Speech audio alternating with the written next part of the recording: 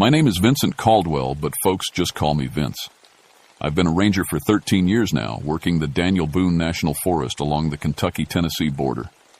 At 37, I've seen more wildlife than most people see in 10 lifetimes. Bears, wildcats, coyotes, you name it. I've tracked it through these mountains. I grew up in coal country, just like my daddy and his daddy before him. The mines dried up when I was 20, so I took my love of the outdoors and turned it into a job. My ex-wife Sarah used to joke that I loved these mountains more than I loved her. Maybe she was right. That's probably why she took my 2 boys and moved to Louisville 3 years back. The thing about being a ranger is that people expect you to know everything about the woods. They think because you wear the badge and carry the radio, nothing can surprise you out there. I used to think that too. Used to laugh at the old-timers who'd come into the ranger station with stories about the beast of Bladenboro or devil dogs roaming the ridges. Hillbilly moonshine talk, I'd tell myself. That was before October 1973. I was working the Pine Mountain Ridge system that month, up around 3,000 feet where the hardwood forest gets thick and the limestone caves run deep. It's pretty country, especially in fall when the leaves turn red and gold. But it's also isolated country, 45 miles to the nearest hospital, and if you get hurt in one of those hollows where the radio don't work, well, you better hope somebody comes looking for you. The Cherokee used to hunt these mountains. During the Civil War, deserters from both sides hid in the caves. There's history in every holler, most of it written in blood. I was checking hunting permits that Tuesday morning when Jake Morrison came stumbling into my station. Jake runs a hunting guide service, been taking city folks out for deer and turkey for 20 years. Good man, steady as they come. But that morning, his hands were shaking so bad he could barely hold his coffee cup. "Vince," he said, "we got a problem up on Pine Ridge." "What kind of problem?" "The kind that's got my hunting party ready to pack up and go home." Jake told me they'd been finding deer kills all over their hunting area, but not normal kills. These deer had been stripped clean of meat, right down to the bone. In some cases, the bones were cracked open and the marrow sucked out. "Sounds like a bear," I said. That's what I thought too. But Vince, I found one kill that was still warm, blood still wet. Whatever did it was there maybe 5 minutes before we were. He leaned forward, lowering his voice. "There wasn't a scrap of meat left on that deer. 5 minutes, Vince. What can strip a 150-pound deer to bone in 5 minutes?" I grabbed my gear and followed Jake up to Pine Ridge. The morning was crisp, with that first hint of winter coming down from the north. As we hiked up the trail, I noticed something that should have been my first warning. The woods were quiet. Not the peaceful quiet you get on a calm morning, but the wrong kind of quiet. The kind that makes the hair on your neck stand up. No bird song. No squirrels chattering. Even the insects had gone silent. "You notice how quiet it is?" Jake asked. I had noticed. In 13 years of walking these woods, I'd never heard them this quiet. It felt like the mountain was holding its breath. We found the kill site about a mile up the ridge. Jake was right. Whatever had been working on that deer was efficient. The skeleton lay in a small clearing, picked completely clean. The skull had been cracked open, the brain cavity empty. Even the hooves were gone. But it was the tracks around the kill that made me stop and stare. They looked like dog tracks, but wrong somehow. Too big. Each paw print was about the size of a dinner plate. The claws were longer than any dog or coyote I'd ever seen, and there was something else. Something that made my mouth go dry. The back paws had what looked like thumbs. I knelt down and measured the prints with my tape measure. 7 inches across, with claw marks extending another 2 inches beyond the pad. The stride length was over 4 feet, longer than any wolf, longer than most bears. "Jake," I said, "how many of these kills have you found?" 12 in the past 3 days, all just like this one. 12 kills in 3 days. That was a lot of meat, even for a pack. But what kind of pack left tracks like these? I spent the rest of the morning following the trail, but it seemed to vanish whenever it hit rock or hard ground. The tracks would just stop, as if whatever made them had simply disappeared. By the time I got back to the station that evening, I'd convinced myself it had to be a pack of feral dogs. Maybe some hunting dogs had gotten loose and gone wild. It happened sometimes, especially during hunting season. But as I sat in my truck writing up the incident report, I couldn't shake the image of those tracks. The way they'd looked almost human in the back. The way the forest had gone completely silent around that kill site. And I kept thinking about what Jake had said. 5 minutes. What strips a deer to bone in 5 minutes? That night, I called my supervisor and recommended we put out a warning to hunters about a possible pack of feral dogs in the Pine Ridge area.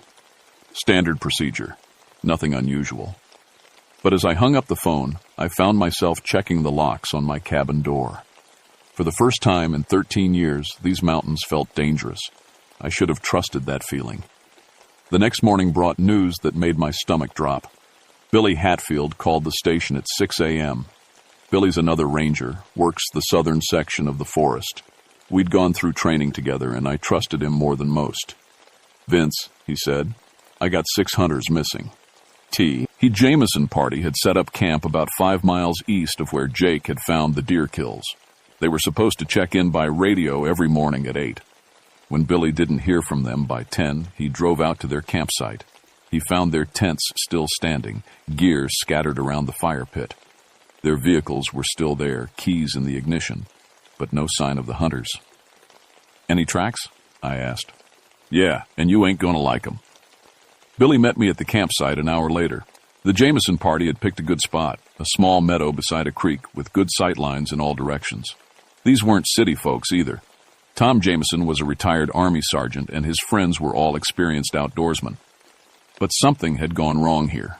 The campsite looked like a whirlwind had hit it. Chairs overturned, coolers knocked over, food scattered everywhere. One tent had long tears in the side, like something with claws had slashed through it. Billy led me to the edge of the meadow where the trees started. "Look at this." The same tracks I'd seen the day before, but many more of them. They circled the campsite like wolves surrounding prey.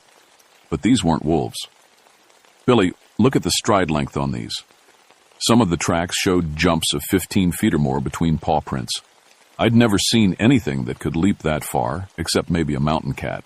But mountain cats don't hunt in packs. We followed the trail into the woods. The tracks led us through thick underbrush, over fallen logs, around boulders. Whatever made these prints moved through the forest like it owned it. About a quarter mile from the campsite, we found the first sign of the hunters. A boot. Tom Jameson's boot, according to the size and brand. It was sitting upright on a fallen log like someone had carefully placed it there. The laces were still tied. "Where's his foot?" Billy asked quietly. That was the question I didn't want to think about. The boot looked like it had been pulled off, not cut. There was no blood, no torn leather, just an empty boot sitting on a log. We found more items as we followed the trail. A wallet, a hunting knife in its sheath, a baseball cap, all placed carefully, like markers along a path. But no sign of the men who'd owned them. The trail led us deeper into the woods, away from any established hiking path. We were in thick forest now, the kind where the canopy blocks most of the sunlight even at midday.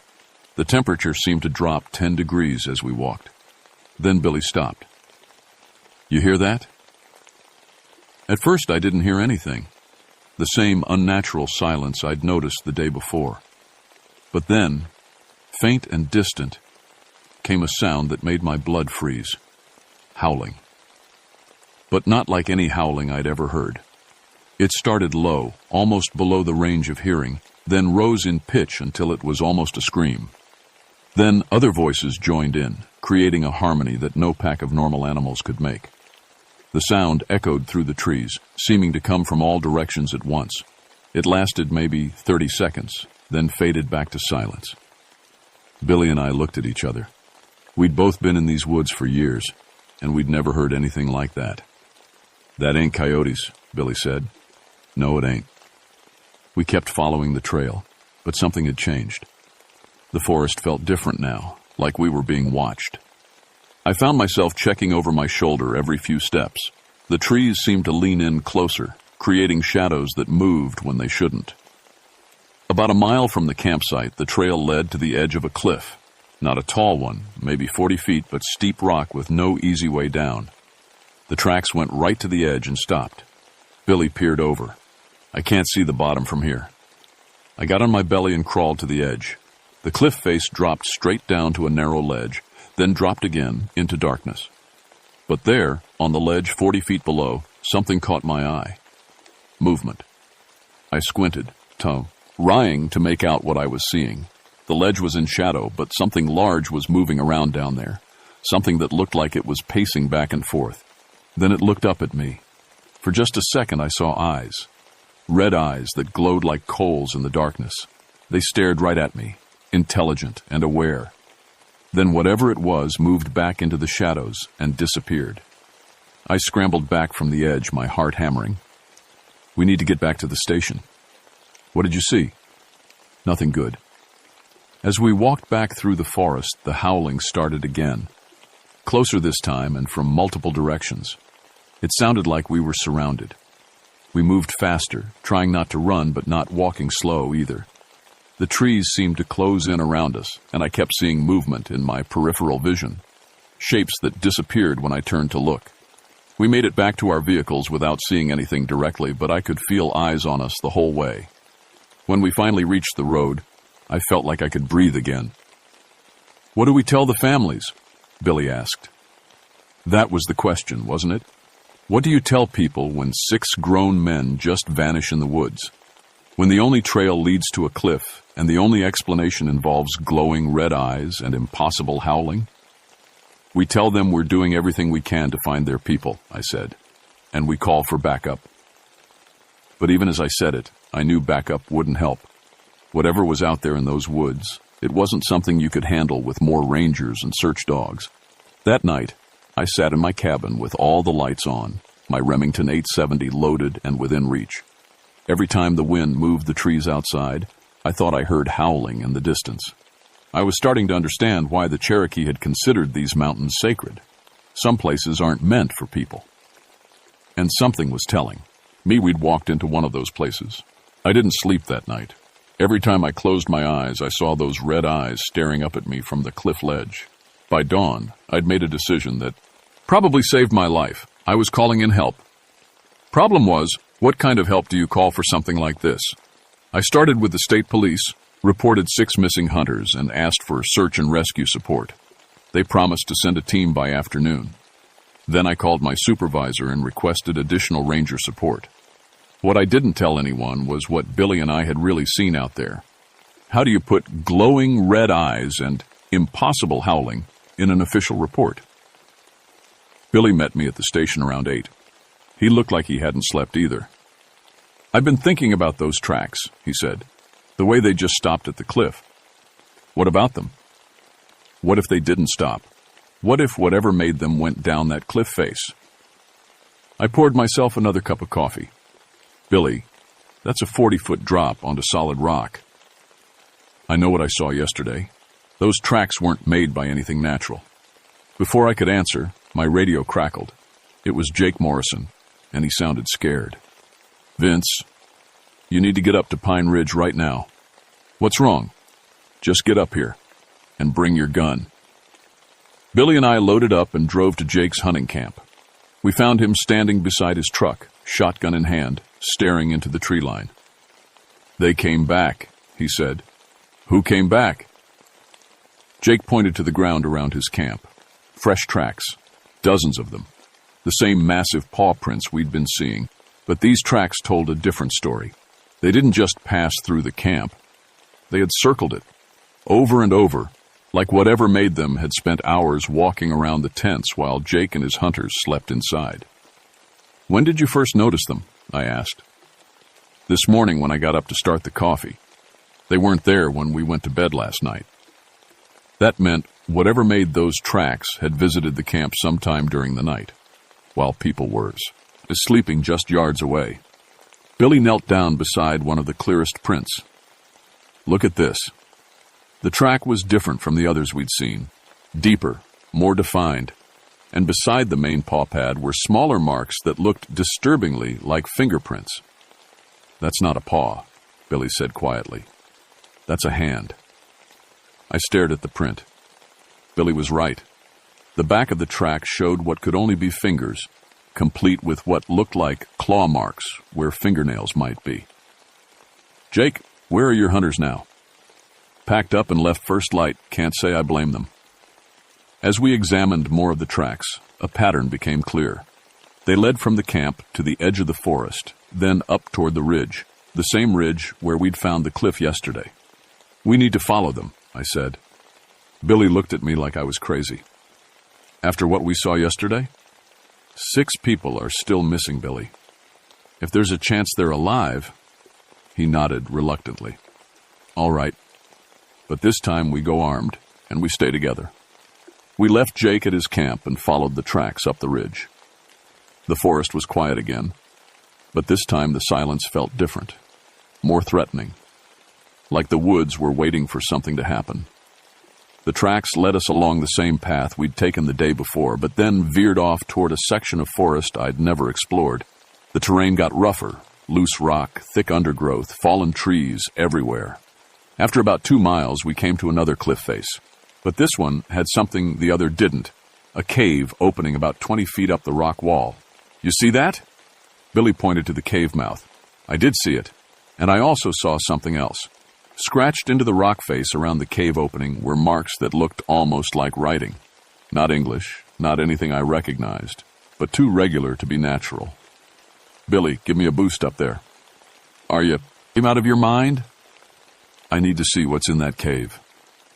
Against his better judgment, Billy helped me climb up to the cave opening. The entrance was just big enough for a person to crawl through, but beyond it, the cave opened up into a larger chamber. I switched on my flashlight and crawled inside. The smell hit me first. A mix of wet dog, rotting meat, and something else. Something that reminded me of the sulfur smell you get near hot springs. But worse. As my flashlight beam played across the cave walls, I saw more of those scratched markings. They covered almost every surface, some carved deep into the rock, others looking almost painted on with something dark. Then I saw the paintings. They were crude but clear, stick figures of men being hunted by large 4-legged shapes. The figures showed packs of these creatures surrounding humans, bringing them down, dragging them back to caves. But it was the dates that made my blood run cold. Some of the paintings looked old, maybe hundreds of years, Cherokee work from the style. But others looked newer, much newer. One set of markings looked like it might have been made within the last few years. This wasn't new. Whatever was happening in these mountains had been happening for a long time. Vince, Billy's voice echoed up from below. You need to get out of there. I started to back out of the cave, but my flashlight beam caught something else. In the back corner of the chamber, partially hidden by shadows, was a pile of what looked like clothes. Human clothes. I crawled closer, even though every instinct told me to get out. The pile contained shirts, pants, boots, all torn and blood-stained. And on top of the pile was something that made my stomach lurch. Tom Jameson's hunting license, still in its plastic holder. Vince, get down here now. I scrambled out of the cave and dropped to the ground beside Billy. He was staring into the forest with his shotgun raised. What is it? Look. About 50 yards into the trees, shapes were moving. Large shapes, too big to be normal animals, slipping between the trunks like shadows. I counted at least 6, maybe more. They were circling us. Back to the truck, I said quietly. We started moving, trying not to run, but not wasting time either. The shapes in the forest kept pace with us, always staying just at the edge of vision. Every time I tried to get a clear look at one, it would melt back into the shadows. Then the howling started. It came from all around us. That same impossible harmony we'd heard before, but louder, closer. The sound echoed off the rock faces, making it seem like the whole mountain was singing.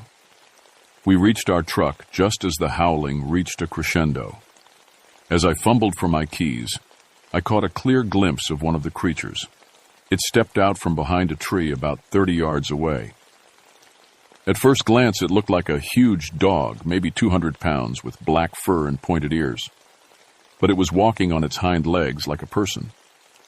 Its eyes glowed red in the afternoon light, and when it opened its mouth, I could see rows of teeth that belonged in a nightmare. Then it spoke. "Leave now," it said in a voice like gravel scraping against stone, "or join them." I don't remember getting in the truck or starting the engine. The next thing I knew, we were racing down the mountain road, both of us breathing hard. "Did that thing just talk to us?" Billy asked. I couldn't answer. My hands were shaking too hard to hold the steering wheel steady. When we got back to the ranger station, I made the hardest decision of my career. I called my supervisor and told him we needed to evacuate all hunters from the Pine Ridge area immediately. I didn't tell him why. How could I? But that night, as I sat in my cabin cleaning my shotgun, I knew this wasn't over. 6 people were still missing, and now I knew where they'd gone. The question was, what was I going to do about it? The state police search team found nothing. 3 days of helicopters, tracking dogs, and dozens of searchers combing the mountains, and they turned up exactly 0 trace of the missing hunters. Officially, the case was classified as persons missing in wilderness area and handed back to the Park Service.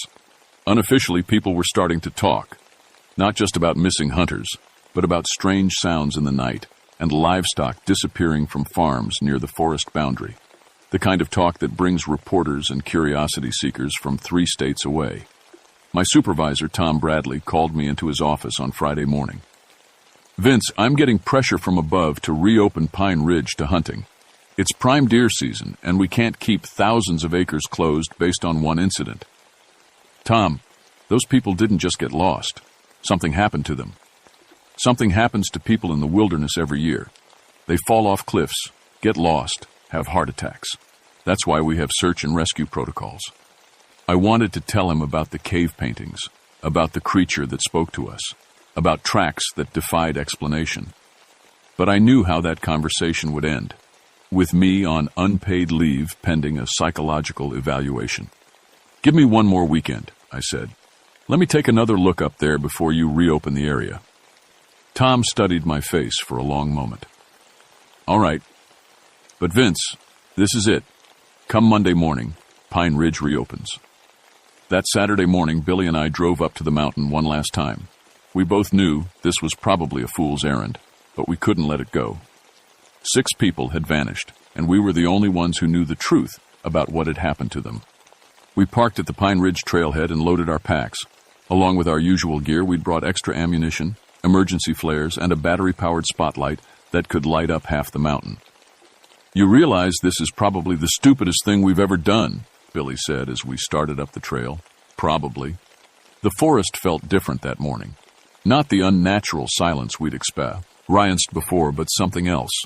An expectancy, like the mountains were waiting for us. The fall colors had reached their peak, turning the ridge into a tapestry of red and gold that would have been beautiful under different circumstances. We hiked directly to the cave where I'd found Tom Jameson's hunting license. The markings on the rock face seemed darker than before, as if they'd been refreshed recently. "I'm going back up there," I said. "We're both going." This time, we brought rope. Billy anchored it around a sturdy tree while I climbed up to the cave entrance. He followed a minute later, and we crawled into the chamber together. My flashlight beam revealed that the pile of clothes had grown larger. Fresh additions, a jacket I didn't recognize, a pair of boots, a watch still ticking on a severed wrist. But it was what we found in the deeper part of the cave that changed everything. The chamber extended much further back than I'd realized on my first visit. As we followed our flashlight beams deeper into the darkness, the cave opened into a much larger space, a natural cathedral with rock walls that stretched up beyond our light. And it wasn't empty. Bones littered the floor. Human bones, arranged in careful piles like some twisted collection. Skulls lined the walls like decorations, their empty sockets staring down at us. Some of the bones looked old, weathered by years in the cave. Others looked fresh. "Jesus Christ," Billy whispered. But the bones weren't the worst part. The worst part was the sound coming from even deeper in the cave, a low whimpering that could only be made by something still alive. We followed the sound deeper into the chamber. our flashlights cutting through air that grew thicker and more foul with every step. The whimpering got louder, accompanied by what sounded like chains rattling. In an alcove at the very back of the cave, we found them. 3 of the missing hunters, still alive but barely recognizable. They were chained to the cave wall by their ankles, their clothes torn to rags, their hair matted with filth. They looked up at our flashlights with eyes that had seen too much. "Help us!" one of them croaked. I thought it might be Tom Jameson, but couldn't be sure. "Please!" Billy was already working on the chains with his knife, trying to pry them loose from the rock, but the metal was thick, and his blade wasn't making much progress. "We need bolt cutters," he said. "I'll have to go back to the truck." That's when we heard them coming. The howling started first, echoing from the cave entrance behind us. Then came the sound of claws on stone and heavy breathing that seemed to come from multiple sources. "Too late," whispered one of the chained men. "They're back." Red eyes appeared at the edge of our flashlight beams. 6 pairs, then 8, then more than I could count. The creatures stood upright like men, but moved like animals, their massive forms filling the chamber. The largest one stepped forward into our light. Up close, I could see details that my mind didn't want to accept. Its body was covered in coarse black fur, but its hands were almost human, with long fingers that ended in curved claws. Its face was a mixture of wolf and man, with intelligent eyes that held a cruel awareness. When it spoke, its voice filled the entire chamber. "You should not have returned." "Let them go," I said, surprised by how steady my voice sounded. "Take us instead." The creature's lips pulled back in what might have been a grin, revealing teeth like broken glass. "You misunderstand. You will join them. But first, you will feed us." More creatures moved into the light, surrounding us. I counted at least a dozen, maybe more, waiting in the shadows beyond. We were trapped in the deepest part of the cave with nowhere to run. Billy raised his shotgun, but the lead creature just laughed, a sound like rocks grinding together. "Your weapons cannot kill what is already dead." That is when I remembered the emergency flares in my pack. I ripped one free and struck it against the cave wall. It burst into brilliant red light, and the effect on the creatures was immediate. They screamed and fell back, covering their eyes with their hands. The light seemed to cause them actual pain. "Billy, get the others loose." I struck a second flare and held them both high. The creatures retreated further, hissing and snarling, but unable to approach the light. Billy worked frantically on the chains while I used my free hand to reach for more flares. "Got one!" Billy hauled Tom Jameson to his feet, the hunter barely able to stand. The flares wouldn't last long, maybe 5 minutes each. I could see the creatures testing the edges of the light, waiting for their moment. Billy freed the second prisoner, but the third set of chains was proving stubborn. The creatures were getting bolder, creeping closer as they realized the flares were burning down. "Billy, we need to move." "Almost got it." The lead creature spoke again. "The light will fade, and when it does, we will feast on your bones for 1,000 years." My first flare sputtered and died. Immediately, the creatures surged forward. I struck another one, driving them back, but I was down to my last 2 flares. Billy finally got the third prisoner free. All 3 of the rescued hunters were in bad shape. Dehydrated, probably infected, definitely traumatized. But they could walk. "Can you make it to the cave entrance?" I asked Tom Jameson. He nodded weakly. "I think so." "Billy, get them out of here. I'll hold off these things. I'm not leaving you. One of us needs to get them to safety. Go." Billy helped the 3 survivors toward the cave entrance while I backed along behind them, holding the flares high. The creatures followed, staying just beyond the circle of light, their red eyes burning with hunger. We made it to the main chamber, then to the cave entrance. Billy got the survivors down the rope first, then started down himself. "Come on, Vince!" I was down to my last flare, and it was already burning low. The creatures had formed a semicircle around me, cutting off any retreat deeper into the cave. My only chance was to follow Billy down the rope. I clipped the flare to my belt and grabbed the rope. As soon as I started down, the creatures rushed forward. Claws scraped against stone inches from my head as I rappelled down the cliff face. The flare went out just as my feet hit the ground. Above us, the howling reached a volume that seemed to shake the entire mountain. But the creatures didn't follow us down. Either they couldn't or they chose not to. We half-carried the 3 survivors back to our truck and drove straight to the hospital in Cumberland. As the doctors worked on the rescued hunters, I called Tom Bradley and told him everything. Everything. When I finished, there was a long silence on the other end of the phone. "Vince," Tom said finally, "you're going to need to put all of this in writing." "I know." "And you realize what this means for your career." I looked through the hospital window at Billy, who was giving his statement to a state trooper. Both men kept glancing at me with expressions I couldn't quite read. "Yeah," I said. "I know." The official report listed the incident as a cave rescue of 3 survivors following animal attack by unknown predators. The other 3 members of the hunting party were presumed dead. Their bodies never recovered. Tom Jameson and his 2 surviving friends spent 2 weeks in the hospital. Physically, they recovered from their ordeal. Mentally was another story. All 3 men described the same experience, being dragged from their campsite by creatures that walked upright but weren't human, kept in the cave as some kind of food supply, watching as their friends were taken deeper into the mountain and never came back. None of them would talk to reporters. All 3 moved away from Kentucky within 6 months. The cave was officially sealed with explosive charges, described in the paperwork as unstable geological formation posing danger to hikers.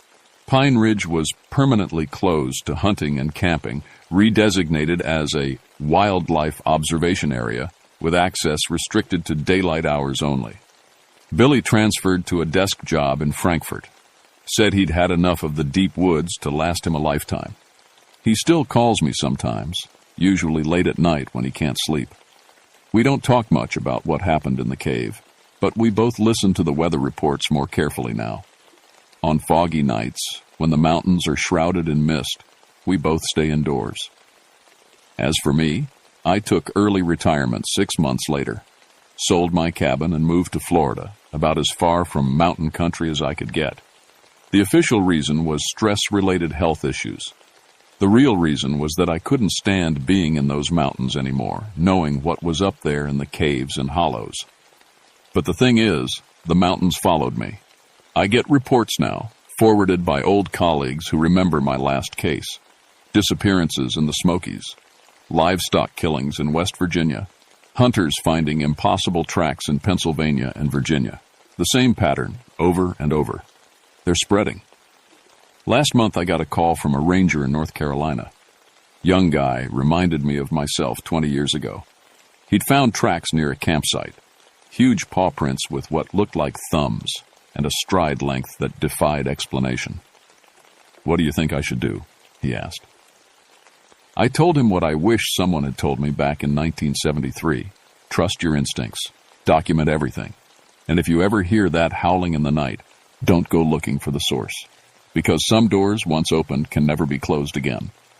The Cherokee were right to consider those mountains sacred. Some places aren't meant for people. Some things are better left alone in the dark. But now, they're not staying in the dark anymore. If you're planning to go hiking in the Appalachians, stick to the marked trails. Camp in designated areas. Travel in groups.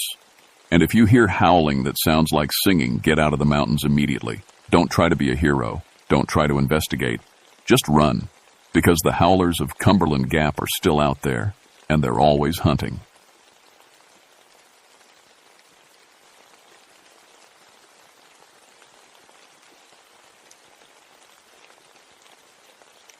My name is Robert Fairchild, but everyone calls me Bob. I've been a forest ranger for 20 years now, just like my dad and his dad before him.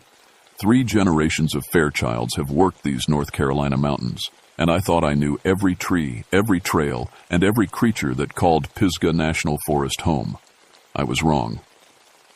It started on a hot August morning in 1963. The thunderheads were building over Black Balsam Knob, those dark clouds that roll in fast during summer and turn the world sideways with rain and lightning. I was sitting in the ranger station filling out timber reports and drinking coffee that had gone cold an hour ago when the radio crackled to life. "Base, this is Murphy's logging. We got a real problem up here on Black Balsam."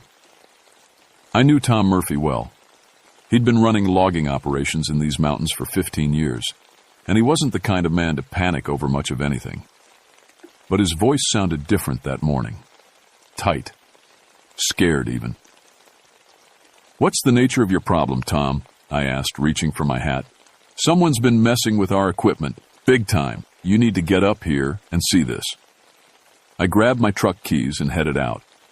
The drive up to Black Balsam takes about 40 minutes on good roads, but the logging road was rough as a washboard. The higher I climbed, the thicker the air got with moisture from those storm clouds building overhead.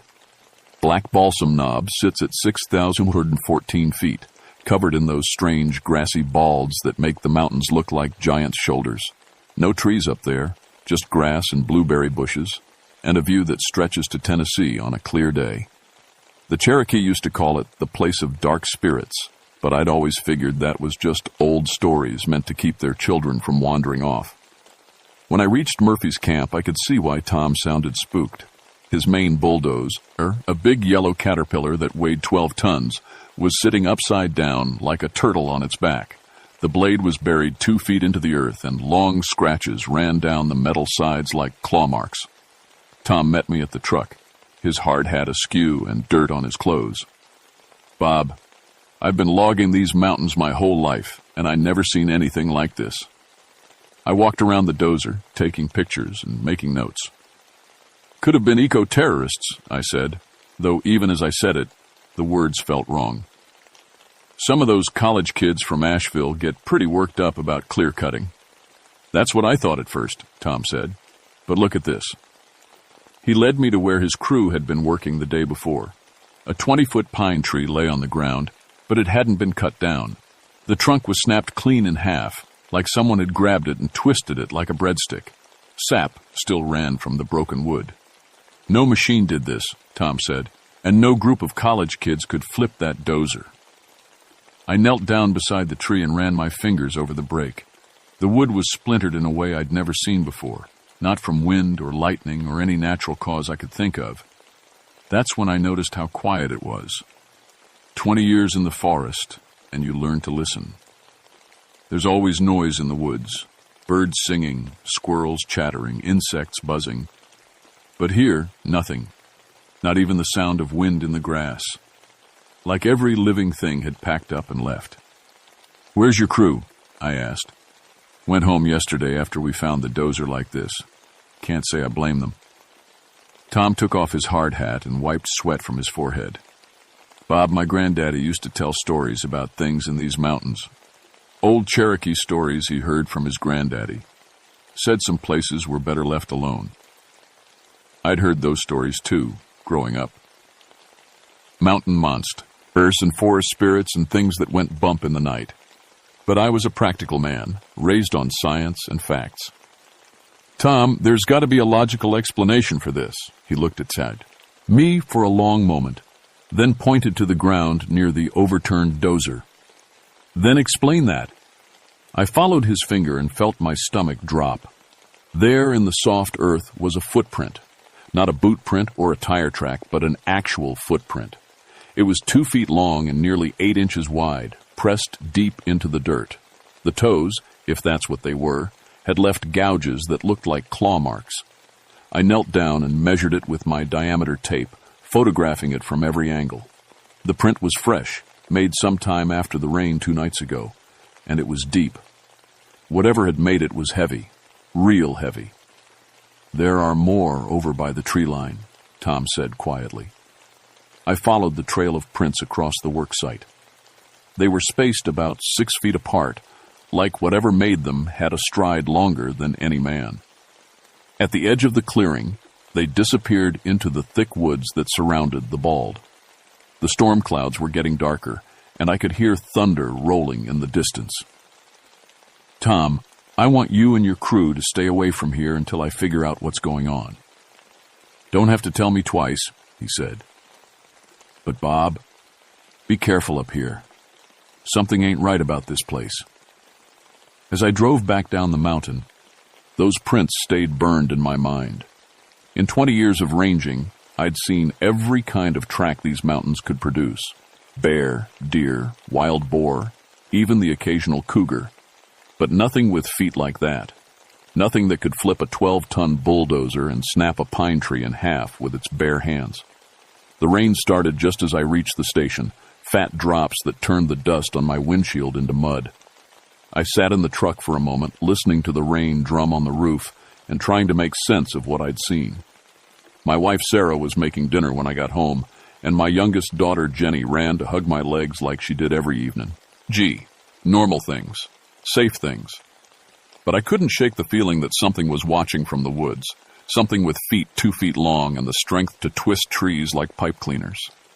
That night, I lay in bed listening to the storm rage outside and thinking about old Cherokee stories, about places that were better left alone, about dark spirits that lived in the high places of the mountains. I should have listened to those stories. The next morning dawned clear and cool, the kind of day that usually made me grateful to work in these mountains. But as I drove back up to Black Balsam, I couldn't shake the uneasiness that had settled in my gut like bad food. I'd called Jack Wisenhunt the night before. Jack was the best tracker in 3 counties, with Cherokee blood and eyes that could read sign like other men read newspapers. If anyone could help me figure out what had made those prints, it was Jack. He was waiting for me at the logging site, crouched down beside the overturned bulldozer with his fingers in the dirt.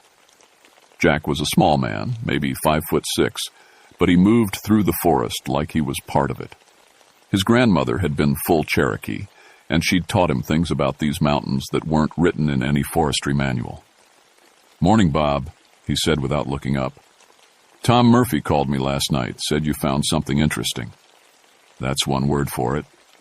I showed him the footprints, watching his face as he studied them. Jack's expression didn't change much, but I saw his jaw tighten. "How long since you've been up here?" he asked. "Maybe 6 months.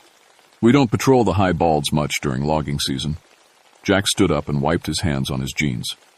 "Come with me. There's something you need to see." He led me into the tree line where the footprints disappeared. The woods here were thick with rhododendron and mountain laurel. The kind of tangle that makes walking hard work. But Jack moved through it like water, following a path I couldn't see. About 100 yards in, he stopped and pointed to a massive oak tree. The trunk was 4 feet thick, old growth that had been standing when the Cherokee still hunted these ridges. But now it leaned at an odd angle, its roots pulled half out of the ground. "Something pushed this tree over," Jack said. "Something strong enough to uproot a tree that's been growing here for maybe 200 years. I walked around the oak, trying to understand what I was seeing. Trees fell all the time in the mountains, wind, lightning, disease. But this tree looked healthy, and there were no scorch marks from lightning. The roots were muddy and fresh, like it had happened recently." "Jack, what kind of animal could do this?" He was quiet for a long moment, studying the disturbed earth around the tree's base. "My grandmother used to tell stories about guardians in these mountains, spirits that protected the old-growth forests from people who would harm them. Come on, Jack. You know I respect Cherokee traditions, but look around you, Bob. Really look." I did. The forest was wrong somehow. Not just quiet like yesterday, but actually wrong. The smaller trees near the fallen oak were all bent away from it, like they were trying to get as far away as possible. Bushes were crushed flat in patterns that didn't make sense, and everywhere, that unnatural silence. Jack knelt down and pointed to another print in the soft earth near the oak's roots. This one was even clearer than the ones at the logging site. I could see the individual toe marks, 5 of them, each ending in what looked like a claw. "Whatever made this isn't natural," Jack said quietly. "Not natural the way we understand it." That's when we heard the sound. It started as a low rumble so deep I felt it in my chest more than heard it. Like distant thunder, but the sky was clear. The sound seemed to come from everywhere and nowhere, echoing off the mountains in a way that made my teeth ache. Jack grabbed my arm. "We need to go. Now." "What was that?" "Something that doesn't want us here." We made our way back to the clearing, but I could feel eyes on us the whole time. Not human eyes. Something bigger. Something that watched from the shadows between the trees and didn't like what it saw. When we reached our trucks, Jack pulled out a pack of cigarettes with shaking hands. I'd known him for 10 years and had never seen him smoke. "Jack, What did your grandmother tell you about these guardians? He lit the cigarette and took a long drag. She said they were older than the Cherokee, older than people. They were part of the mountains themselves, made from stone and root and the deep earth. She said they slept most of the time. But if you disturbed the old places, the sacred places, they would wake up. And what happened when they woke up? Bad things, Bob. Very bad things. I looked back at the tree line, half expecting to see something looking back at us. So what are you saying? That Murphy's logging operation woke up some kind of mountain spirit? I'm saying my grandmother was a wise woman, and she never lied to me about anything important. Jack dropped his cigarette and ground it under his heel. And I'm saying those prints weren't made by any animal I've ever seen. That afternoon, I called Tom Murphy and told him to keep his crew away from Black Balsam for a few more days. I didn't tell him why. How could I? That I thought his bulldozer had been flipped by a Cherokee forest spirit? Instead, I spent the rest of the day researching. I drove to the library in Asheville and pulled every book I could find about Cherokee folklore, local history, anything that might explain what Jack and I had found up on the mountain. Most of it was the usual stuff. Tourist tales about mountain monsters and ghost stories meant to scare city folks. But buried in a book about Cherokee oral traditions, I found something that made my blood run cold. The Cherokee had indeed considered Black Balsam Knob sacred, but not in a good way. They called it Invi Atsila, the place where angry spirits slept. According to the stories, it was home to creatures they called Kituwa, forest guardians that could take the shape of massive men covered in bark and leaves. The book said the Cherokee would never hunt or camp near Black Balsam, and they would leave offerings at the base of the mountain to keep the guardians sleeping. The last recorded sighting was in 1838, during the Trail of Tears, when several Cherokee families trying to hide in the mountains reported seeing tree giants that threw boulders like pebbles and could uproot oaks with their bare hands. I drove home that evening with my head spinning. Part of me, the rational, educated part, knew I was letting mountain folklore get the better of me. But another part, the part that had felt those eyes watching from the forest, wasn't so sure. Sarah made pot roast for dinner, and we sat around the table like any normal family. Jenny talked about her day at summer camp, and my oldest boy Mike complained about his job at the hardware store. Normal things, safe things. But when I went to bed that night, I couldn't stop thinking about trees being uprooted like weeds and bulldozers flipped like toys, about prints in the earth made by something that shouldn't exist. And somewhere in the deep woods of Black Balsam Knob, something was watching the lights in the valley below and deciding what to do about the men who had disturbed its sleep. 3 days later, Tom Murphy called the station in a panic. "Bob, you need to get up here right now. It's back, and this time it's worse." I was halfway to Black Balsam before Tom finished explaining what his night watchman had seen. Eddie Caldwell had been guarding the equipment since the first incident, sleeping in his truck with a thermos of coffee and a .32-06 rifle. Around midnight, he'd heard what sounded like trees falling. When he turned on his spotlight, he'd seen something that sent him racing down the mountain without looking back. Eddie was sitting in Murphy's office when I arrived, drinking whiskey despite it being only 10 in the morning. His hands shook as he lit another cigarette. "It was huge, Bob. 15 feet tall, maybe more. Covered in what looked like tree bark, but it moved. It moved like it was alive." "What did it do?" I asked. "Picked up that big log skidder like it was a toy truck and threw it into the trees. Then it looked right at me with these green eyes that glowed like a cat's, and I knew if I didn't get out of there right then, I wasn't getting out at all." I drove up to the work site with Jack, both of us armed and wary. What we found was worse than I'd expected. The log skidder, a machine that weighed 8 tons, was indeed wrapped around a pine tree 30 feet from where it had been parked. The impact had split the tree trunk right down the middle.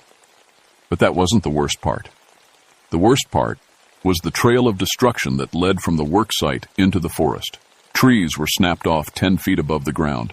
Boulders the size of washing machines had been hurled around like snowballs. And everywhere, those massive footprints, pressed deep into the earth with a weight that made my boots seem like feathers.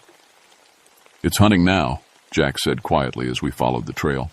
"Yesterday, it was just defending its territory. Today, it's actively trying to drive people away." "People don't hunt bulldozers, Jack. This isn't people." The trail led us deeper into the woods than I'd ever been on Black Balsam. The forest was old here, really old. Oak trees with trunks so big 3 men couldn't wrap their arms around them. Rhododendron thickets that blocked out the sun. And that same unnatural quiet that made every footstep sound like a gunshot. About a mile in, Jack stopped suddenly and held up his hand. "Do you hear that?" I listened. At first, nothing. Then, very faintly, a sound like breathing. Deep, slow breaths that seemed to come from the earth itself. "Which direction?" I whispered. Jack pointed ahead where the trail curved around a massive granite outcrop. The breathing was getting louder, and with it came a smell like rich earth after rain, mixed with something wilder, something that belonged to deep forests and old mountains.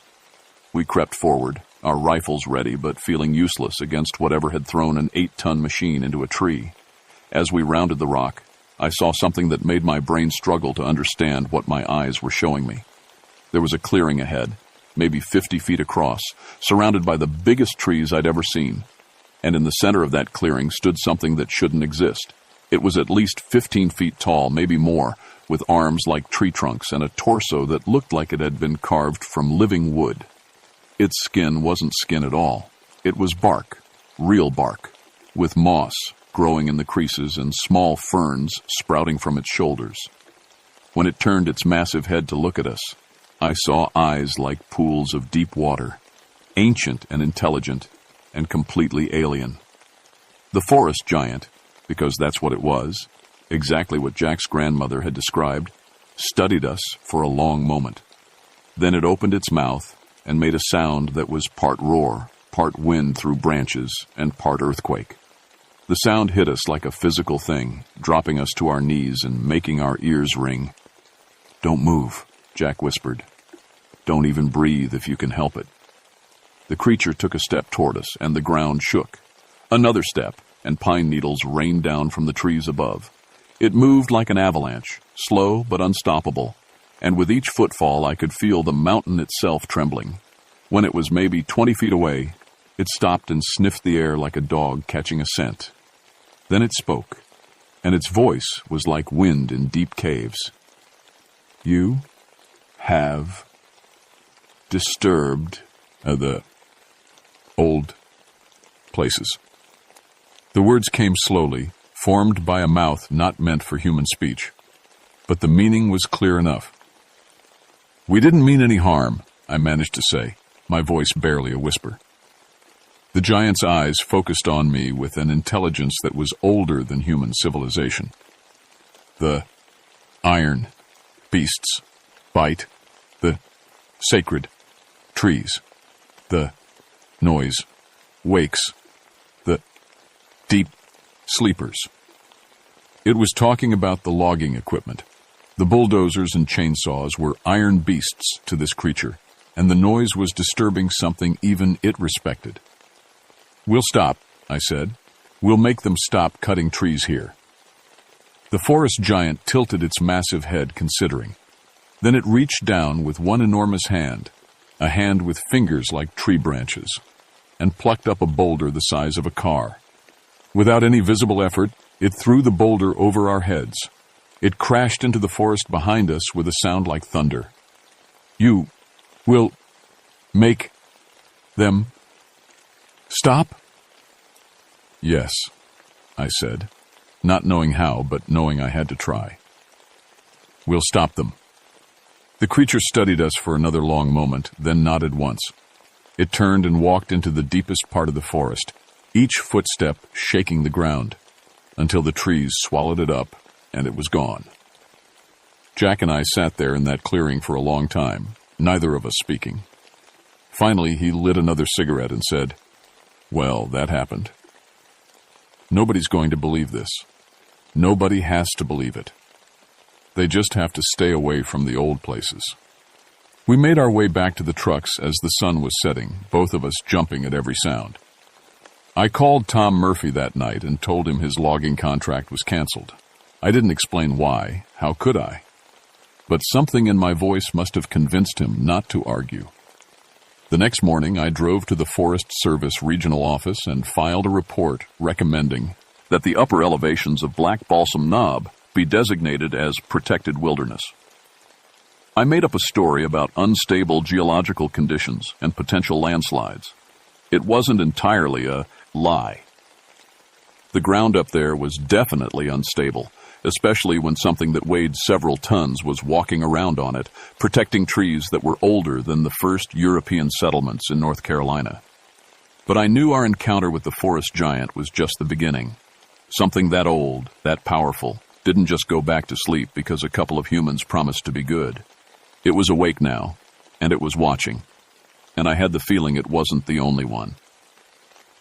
2 weeks after our encounter with the forest giant, I thought the worst was over. The logging operations had been suspended, the equipment had been hauled away, and Black Balsam Knob had returned to its ancient quiet. I was wrong to feel relieved. The call came on a Tuesday morning. A group of hikers from Georgia had gone missing on the Art Loeb Trail, the path that crosses over Black Balsam Knob. They'd been due back 2 days ago, and their families were getting worried. Jack and I organized a search party, but I already had a sick feeling about what we'd find, or wouldn't find. The Art Loeb Trail is popular with hikers because it offers some of the best views in the Blue Ridge Mountains. It runs right across the grassy balds of Black Balsam, through the same area where the forest giant had made its home. I should have closed the trail, but how do you explain to the Forest Service that a 15-foot tree creature doesn't want visitors? We found their campsite on the second day of searching. Their tent was still standing, their packs were untouched, but the hikers themselves were gone. The only sign of what happened was a circle of those massive footprints around the campsite and 3 sets of human tracks leading into the deepest part of the forest. They walked out on their own, said Jim Patterson, one of the search and rescue volunteers. Tracks are clear as day. But Jack knelt down and studied the human prints more carefully. Look at the spacing, he said quietly. They're all exactly the same distance apart, like they were walking in step. So people don't walk in perfect step, Jim, not unless they're being made to. I felt that familiar chill run down my spine. You think it took them? I think it called them, Jack said.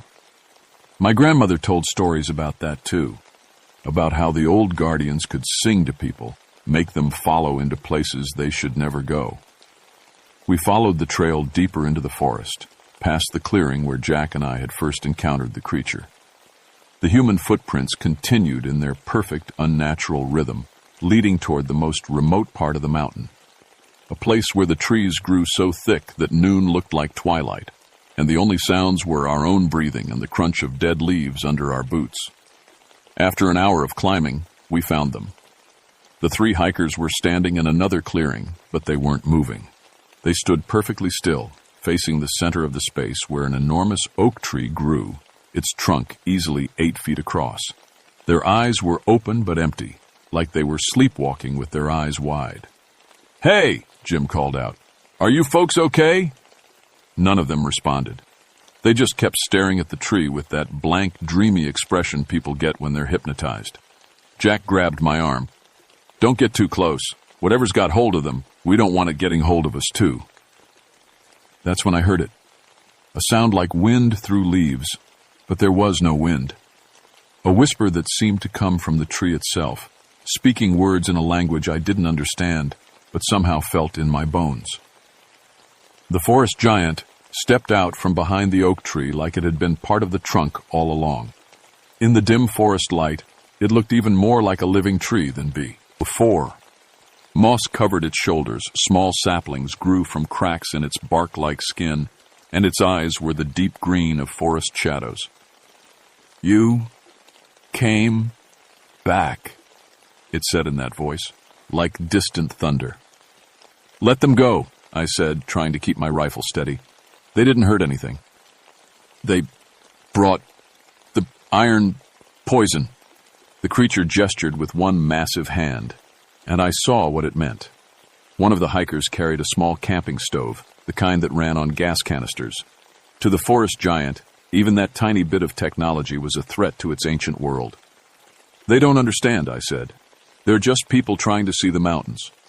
People always want to see, always want to take.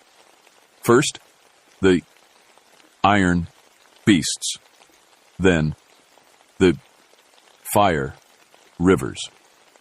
Soon, nothing old remains." Fire rivers. It was talking about the highways and power lines that were slowly creeping up the mountains, bringing development and destruction with them. The forest giant wasn't just protecting this one forest. It was fighting a war against the modern world itself. "What do you want?" I asked. The creature's eyes fixed on me with that terrible intelligence.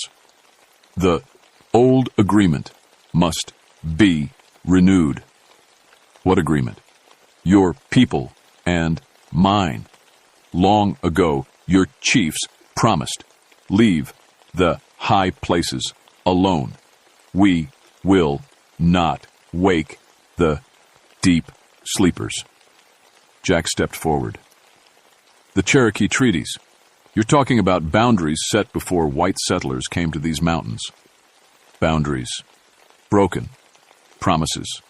Forgotten. Now, the sleepers stir." As if to prove its point, the ground began to tremble. Not from the forest giant's footsteps, but from something deeper, something bigger. In the distance, I heard a sound like mountains grinding together, and the oak tree above us dropped leaves even though it was summer. "There are more of you," I said, finally understanding. "Many more. Sleeping in the deep places beneath the roots, but not sleeping much longer." The three hikers turned as one to look at us, their eyes still blank but now filled with something that wasn't entirely human. When they spoke, it was in unison, their voices echoing the forest giant's words. "Choose," they said together. "Keep the old promises, or face what sleeps below." I looked at Jack, at Jim, at the three possessed hikers, at the forest giant that loomed over us like a living mountain. 20 years of forestry training hadn't prepared me for this, but 20 years of living in these mountains had taught me one thing. Some promises are too important to break, even if you don't fully understand them. "What do you want me to do?" I asked. "Close the trails. Keep your people away. Let the old places be old again." "And if I don't?" The forest giant smiled, showing teeth like broken stones. "Then you will meet what sleeps beneath the mountain roots, and your people will learn why the Cherokee called this place forbidden." The ground shook again, harder this time, and in the distance I could hear something answering the forest giant's call. Something big enough to make the mountain itself tremble. "I'll do it," I said quickly. "I'll close the trails. I'll make sure people stay away." The forest giant nodded once, and the three hikers suddenly blinked and looked around like they were waking up from a deep sleep. They didn't remember anything about being called into the forest, just that they'd felt like taking a walk and somehow gotten lost. We led them back to their campsite, and they packed up and left that same day, talking about how peaceful and beautiful the mountains were, and how they couldn't wait to come back. I didn't have the heart to tell them they never would.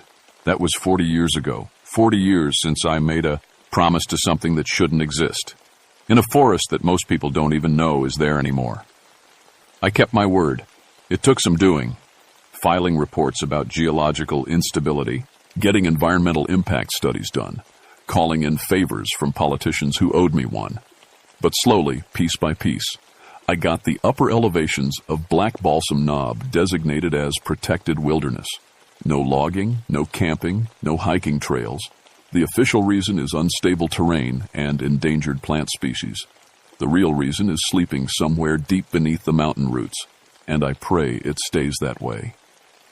Jack Wissenhunt died 5 years ago, took his secrets with him to the grave. But before he passed, he taught his grandson Tommy everything his grandmother had taught him about the old places and the things that guard them. Tommy works for the Forest Service now, and he keeps an eye on Black Balsam just like his grandfather did, because the forest giant is still there. Oh, it doesn't show itself anymore, hasn't since that day in the clearing. But sometimes hikers report strange things. Trees that seem to move when you're not looking directly at them. Footsteps in the forest that are too heavy to be human. A feeling of being watched by something vast and patient and older than civilization. Most people dismiss these stories as imagination or too much time in the wilderness. But I know better. The forest giant is still keeping its side of the bargain, protecting the old places from anyone who might disturb them. And as long as we keep our side, as long as we leave the sacred spaces alone, it will continue to sleep. But development keeps creeping up the mountains. Every year there are more houses, more roads, more people who don't understand that some places are meant to stay wild. And every year I worry that someday someone will push too far into the protected areas and wake something that has been sleeping for centuries. Because the forest giant wasn't lying about the others. Sometimes on very quiet nights when the wind is just right, I can hear them cities, tearing beneath the mountains. Ancient guardians that make the forest giant look small. Things that remember when the Cherokee first came to these mountains and found them already occupied. I'm 78 years old now, and I don't have many years left. When I'm gone, the job of keeping the old promises will fall to Tommy Wissenhunt and whoever comes after him. I hope they're strong enough and smart enough to understand what's at stake. Because if they're not, if we ever break faith with the guardians of the deep places, then everyone in these mountains will learn what the Cherokee learned long ago, that there are things in the world older than human memory, and some of them don't like being disturbed. The tourists who drive up to Black Balsam Knob these days see a beautiful mountain bald with spectacular views and wildflower meadows. They take their pictures and buy their postcards and drive back to their hotels thinking they've seen the real mountains. They have no idea how close they've come to something that could crush their cars like tin cans and throw their bodies into the next county. They don't know that every step they take on those grassy balds is watched by eyes that have seen centuries pass and measured by intelligence that judges not just their actions, but their intentions. Sometimes I think about telling my story, really telling it, writing it all down so people will understand why certain trails are closed, why certain areas are off limits, why the old Cherokee warnings should still be heeded. But who would believe an old ranger's tales of tree giants and sleeping mountains? They'd file it under folklore and forget about it by the next day. So instead, I keep quiet, and I keep watching, and I trust that the guardians of Black Balsam Knob will keep their bargain as long as we keep ours. The forest remembers everything, and it's still listening from us. Somewhere in the deep places beneath the mountain roots, ancient things sleep fitfully and dream of a world where iron beasts and fire rivers never existed. I just hope they stay sleeping. But on nights when the wind howls through the high places and the mountains themselves seem to whisper warnings, I'm not so sure they will. My name is Robert Fairchild, and I've seen things in these mountains that would make you think twice about taking that next hiking trail or camping in that perfect meadow. The mountains are beautiful, but they're not empty, and they don't forget.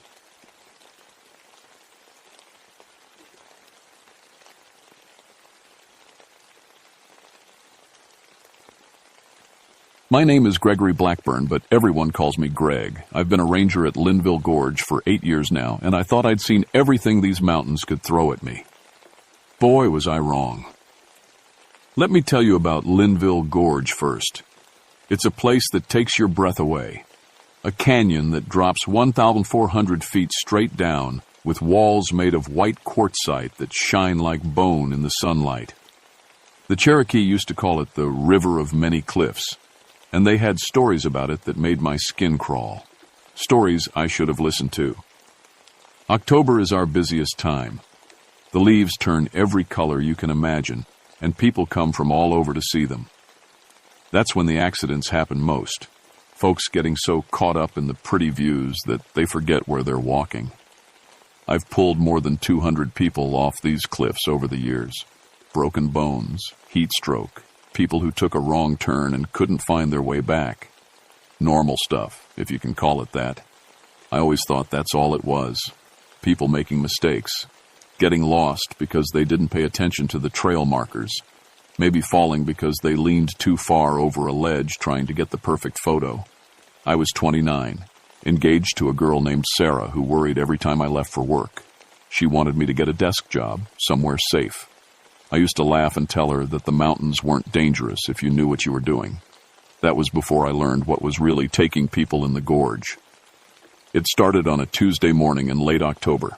The leaves were at their peak, bright red and orange and yellow, like someone had set the whole forest on fire. I was checking the trail conditions near Table Rock when dispatch crackled over my radio. "Greg, we've got 3 missing hikers, last seen yesterday around 4 p.m. heading toward the gorge trail." 3 hikers. That wasn't unusual. People got turned around all the time, especially when they were busy looking up at the trees instead of down at the path. I figured they'd probably spent the night somewhere dry and were walking out right about now, embarrassed and hungry. "Copy that," I radioed back. "Got their names and description?" "The Kowalski family from Charlotte. Dad's an experienced hiker, Eagle Scout. Mom's done rock climbing. Their daughter just turned 16. They had all the right gear." That made me pause. Experienced hikers with good equipment don't usually get lost overnight. But people make stupid mistakes when they're having fun with their family. Maybe they tried a shortcut or went off trail to get a better view. I hiked down to where they'd parked their car. It was still there, covered in morning dew. Everything looked normal. No signs of trouble, no broken windows, no blood. Just a blue Honda with North Carolina plates and a proud parent of an honor student sticker on the back. The trail they'd taken leads down into the gorge, winding through pine trees and over rocks worn smooth by a million years of rain. It's a good trail, well marked, not too hard if you take your time. I'd walked it hundreds of times, could probably do it blindfolded. But something felt wrong that morning. It was too quiet, really quiet. No birds singing, no squirrels chattering, no bugs buzzing around my head. The kind of silence that makes you want to whisper. Even my boots seemed too loud on the rocky path. About a mile down, I found the first sign of them. A water bottle, the expensive kind that keeps drinks cold all day. It was sitting on a flat rock beside the trail, cap off, still half full, like someone had put it down and forgotten to pick it back up. That's when I noticed the smell, sweet and rotten, like fruit left in the sun too long. It was faint, just a hint on the breeze. But it made my stomach turn. I looked around for a dead animal, maybe a deer that had fallen and couldn't get back up, but didn't see anything. I picked up the water bottle and kept walking. The trail curved around a big boulder, and that's where things got really weird. Their backpacks were there, all 3 of them, sitting in a perfect line on the ground. Not dropped or thrown, but placed carefully, like someone had arranged them for a photograph. The zippers were all closed, nothing spilled out or messed up. I opened each one, checking for ID and clues. Everything was there. Food, first aid kit, extra clothes, camera, even their wallets with cash still inside. Nobody leaves that stuff behind on purpose, especially not people who know what they're doing in the woods. But it was what I found next to the backpacks that really made my hands shake. Footprints. Lots of them. But they weren't going up or down the trail like they should be. Instead, they led straight toward the cliff face, to a spot where the rock wall rose straight up for about 60 feet. The prints just stopped there, like the 3 hikers had walked up to the stone and, vanished? I stood there for a long time, trying to make sense of it. The rational part of my brain, the part trained in search and rescue, said they must have doubled back somehow. Maybe they climbed up the rock face, though I couldn't see how. Even with ropes and gear, it would be a tough climb for experts. But the other part of my brain, the part that remembered my grandmother's stories about things that lived in dark places, was screaming at me to get out of there. The smell was getting stronger. I called for backup. Lisa Thornfield arrived about an hour later, rappelling down from the rim with enough gear to outfit an army. Lisa was the best technical rescue specialist we had. She could climb anything and had pulled people off cliffs that would make your knees weak just looking at them. "What have we got?" she asked, unclipping from her rope. I showed her the backpacks, the footprints, the water bottle. She crouched down and studied the tracks, following them with her finger like she was reading a book. "These are weird," she said. "Look at this. All 3 sets of prints are exactly the same depth, same length of stride, like they were walking in step with each other." That sent a chill down my spine. Maybe they were holding hands? Staying together? Maybe. But she didn't sound convinced. We searched the area for 2 hours, calling their names, checking every crack and crevice in the rock. Nothing. It was like the gorge had swallowed them whole. That's when Lisa found the cave. She was examining the cliff face where the footprints ended, running her hands over the stone, when her fingers found empty air. Behind a curtain of hanging moss and dripping water, there was an opening. Not big, maybe 3 feet wide and 4 feet tall, but definitely a cave. "Greg, come look at this." I crawled over and peered into the darkness. The opening led back into the mountain, curving out of sight after just a few feet. Cool air drifted out, carrying that sweet, sick smell I'd been noticing all morning. "Think they went in there?" Lisa asked. "Only one way to find out." We got our headlamps and crawled inside. The tunnel was tight for the first 10 feet, then opened up into a larger chamber. Our lights played across smooth stone walls and a floor covered in fine sand. And there, clear as day, were more footprints. But these prints were different, deeper. And there were more of them, dozens of bare feet, all heading deeper into the mountain. "Jesus," Lisa whispered. "How many people are down here?" We followed the prints through twisting passages and down natural stone steps.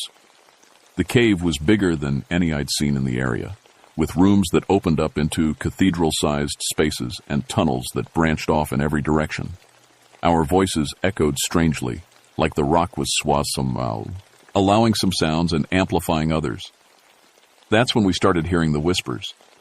At first I thought it was just echoes of our own breathing, or maybe wind moving through the cave system. But as we got deeper, the sounds became clearer. Voices. Lots of them.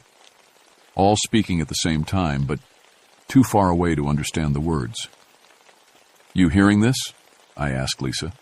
She nodded, her face pale in the headlamp light. "We should go back, call for a full cave rescue team." But we didn't go back. Something kept pulling us forward, like an invisible rope around our chests. We had to find those hikers. We had to know what happened to them. The tunnel opened into the biggest underground room I'd ever seen. Our lights couldn't reach the ceiling or the far walls. Stone formations rose from the floor like frozen waterfalls, and pools of black water reflected our headlamps like mirrors. And on the walls, everywhere we looked, were paintings. Not recent graffiti or tourist scratches. These were old. Really old. Painted in what looked like red clay and charcoal, showing stick figures with hollow circles where their eyes should be. The figures were holding hands, dancing around what might have been a fire. And in the center of each painting was something that made my blood run cold. A tall figure with long arms and legs, surrounded by smaller ones. All of them had the same empty eye sockets, but the big one had something else. Lines radiating out from its head like a crown, or maybe like the roots of a tree growing backward. "Cherokee," Lisa said quietly. "These have to be Cherokee cave paintings." "Yeah, but what do they mean?" Before she could answer, we heard footsteps. Not echoes of our own feet, but actual footsteps coming from somewhere deeper in the cave. Slow, measured steps, like someone walking in rhythm. And with each step, the whispers got louder. We turned off our headlamps and stood perfectly still in the darkness. The footsteps got closer, and now we could hear breathing. Not normal breathing, the kind of long, slow breaths you take when you're sleeping. A light appeared in one of the tunnel openings across the chamber. Not electric light, but something warmer and flickering, like a torch or candle. As it got closer, we could make out shapes moving behind it. People. 3 of them, walking in single file. The Kowalskis, Lisa breathed. But something was wrong with them. They moved too slowly, like they were walking underwater. Their clothes were dirty and torn, and they stared straight ahead without blinking. And their eyes. God, their eyes. Where the eyes should have been were just dark holes, like someone had scooped them out with a spoon. But they weren't bleeding or infected. The holes were perfectly round and smooth, like they'd been born that way. The 3 figures walked past us without looking in our direction, even though we were standing right in the open. They just kept walking, following the painted figures on the walls, heading deeper into the cave. Lisa grabbed my arm so hard it hurt. We have to get out of here. Now. But as we turned to leave, we heard something that stopped us cold. More footsteps. Lots of them. Coming from every tunnel, every passage, every dark corner of the chamber. Dozens of people, all walking at the same pace, all breathing in perfect rhythm. And they were coming toward us. We ran. Lisa led the way, her headlamp bouncing wildly as we scrambled through the narrow passages. Behind us, the footsteps kept coming. Never faster, never slower. Just that steady walking pace that somehow seemed more terrifying than if they'd been chasing us at a full sprint. This way, Lisa gasped, turning down a tunnel I didn't remember from our trip in. Are you sure?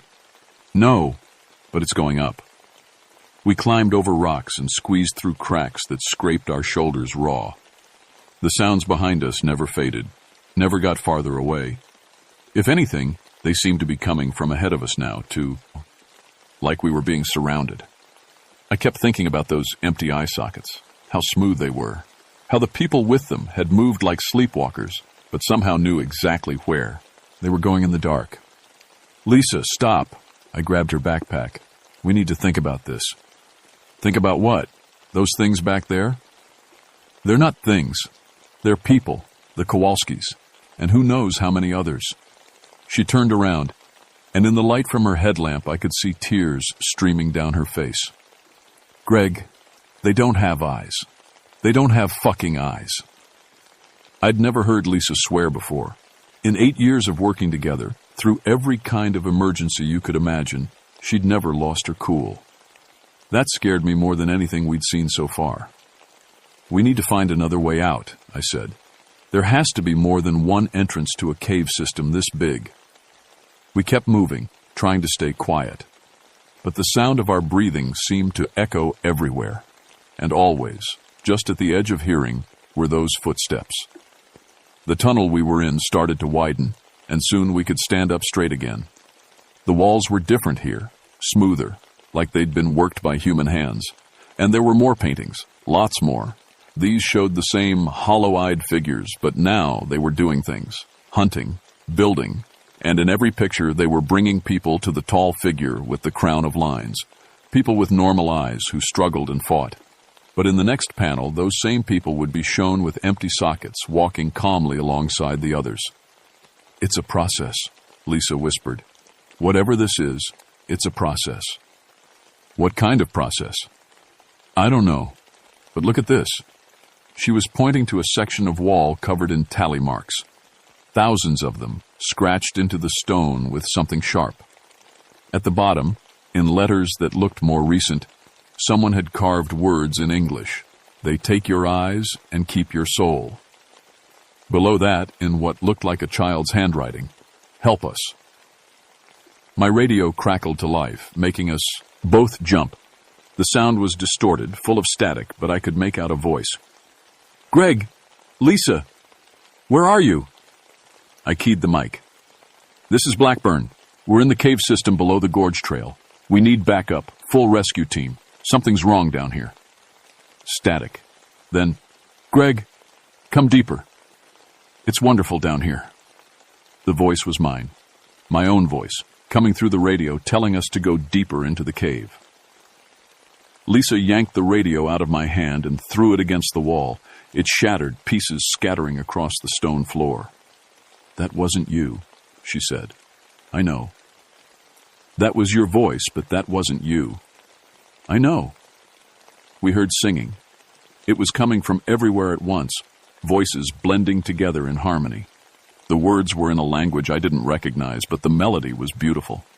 Sad and beautiful, like a lullaby someone might sing to a child who was having nightmares. Against every instinct I had, I wanted to follow that singing. It felt like the most natural thing in the world to walk toward those voices, to join in the song. My feet started moving before I realized what was happening. Lisa slapped me. Hard. "Don't listen to it," she said. "Whatever you do, don't listen." The singing got louder, and now I could see lights moving in the tunnels around us. Not the warm, flickering light we'd seen before, but the cold white glow of LED headlamps. Our headlamps. The ones we'd been wearing when we came down here.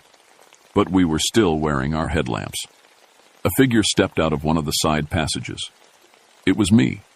I mean, it looked exactly like me. Same uniform, same gear, same face. But its eyes were gone, replaced by those perfect round holes. It raised its hand in greeting, and when it spoke, the voice was definitely mine. "Greg, there you are. We've been looking for you everywhere." Another figure appeared behind the first. Lisa, same uni. Form. Same blonde hair pulled back in a ponytail, same scar on her chin from a climbing accident 3 years ago, but hollow where her eyes should be. "The Cherokee were right," the Lisa thing said. "This place is sacred. The Hollow Men live here, and they've been waiting so long for us to join them." "They're not us," I said, backing away. "Of course we are," said my doppelganger. "We're who you're going to be, who you want to be. No more worry, no more fear, no more pain. Just peace." More figures emerged from the darkness. Other rangers I recognized, hikers who'd gone missing over the years, people I'd searched for and never found. All of them walking calmly, all of them with those terrible smooth holes where their eyes used to be. "How many?" Lisa whispered. I tried to count, but they kept coming. Dozens, maybe hundreds. Men, women, children, some in modern hiking gear, others in clothes that looked decades old. All of them moving with that same underwater slowness. All of them smiling with perfect, empty sockets. And behind them, taller than the rest, was the figure from the cave paintings. It had to duck to fit through the tunnel, its arms hanging almost to its knees. The crown of lines around its head weren't painted on. They were real, like scars carved deep into its skull. When it spoke, all the other voices spoke with it, creating a sound like wind through a forest. "You have seen our home," it said. "You have walked our paths. Now you must stay." "Like hell," I said. I grabbed Lisa's hand and ran straight at the wall of hollow-eyed people. They didn't try to stop us, just watched with those empty sockets as we pushed through them. Their skin was cold and dry, like touching old leather. We made it about 50 feet before Lisa screamed. I turned around and saw her stumbling, one hand pressed to her face. Between her fingers, blood was seeping out. "My eye," she gasped. "Something's wrong with my eye." I pulled her hand away and nearly threw up. Her right eye was gone. Not torn out or injured, just gone, like it had never been there. The socket was perfectly round and smooth, just like all the others. "Lisa, we have to go. Now." But she wasn't listening. She was staring at something I couldn't see, smiling that same calm smile I'd seen on all the other faces. "It doesn't hurt," she said. "Greg, it doesn't hurt at all. It's actually kind of nice." She took a step toward the crowd of hollow-eyed figures, and I knew I was losing her. I tackled Lisa before she could take another step, pinning her to the ground. She didn't fight me, just looked up with one normal eye and one empty socket, still wearing that peaceful smile. "Let me go, Greg. I want to join them." "No, you don't. That's not you talking." "Of course it's me. I've never been more myself." I looked around at the crowd of hollow figures watching us.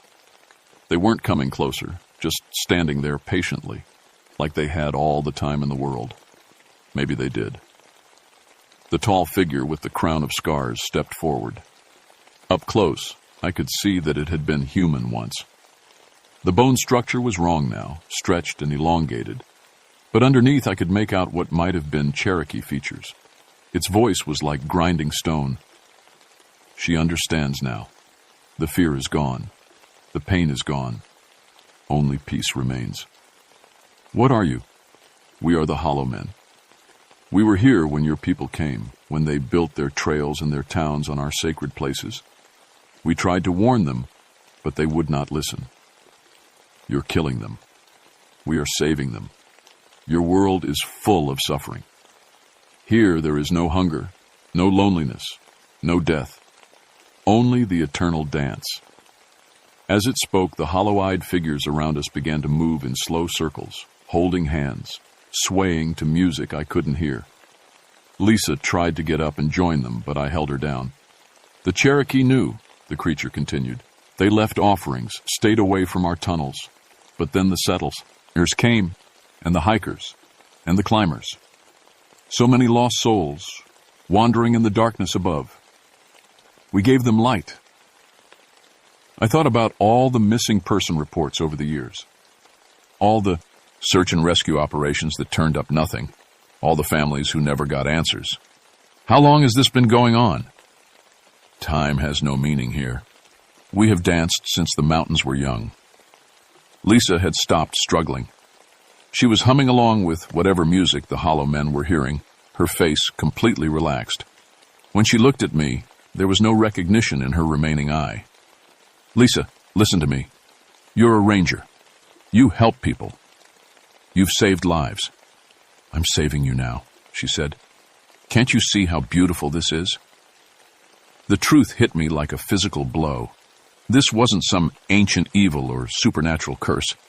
It was a parasite, a mental parasite that had been living in these caves for generations, feeding on human consciousness. The Cherokee hadn't worshipped it. They'd contained it, kept people away from it, tried to starve it out. But when European settlers came, they didn't listen to the warnings. They saw a gorge full of beautiful views and hiking trails. They brought tourists and thrill-seekers and people looking for adventure. All that fresh consciousness, walking right into the parasite's territory. The creature was still talking, explaining its philosophy of peace through emptiness. But I wasn't listening anymore. I was looking at the cave walls, at the paintings, trying to understand how the Cherokee had kept this thing trapped for so long.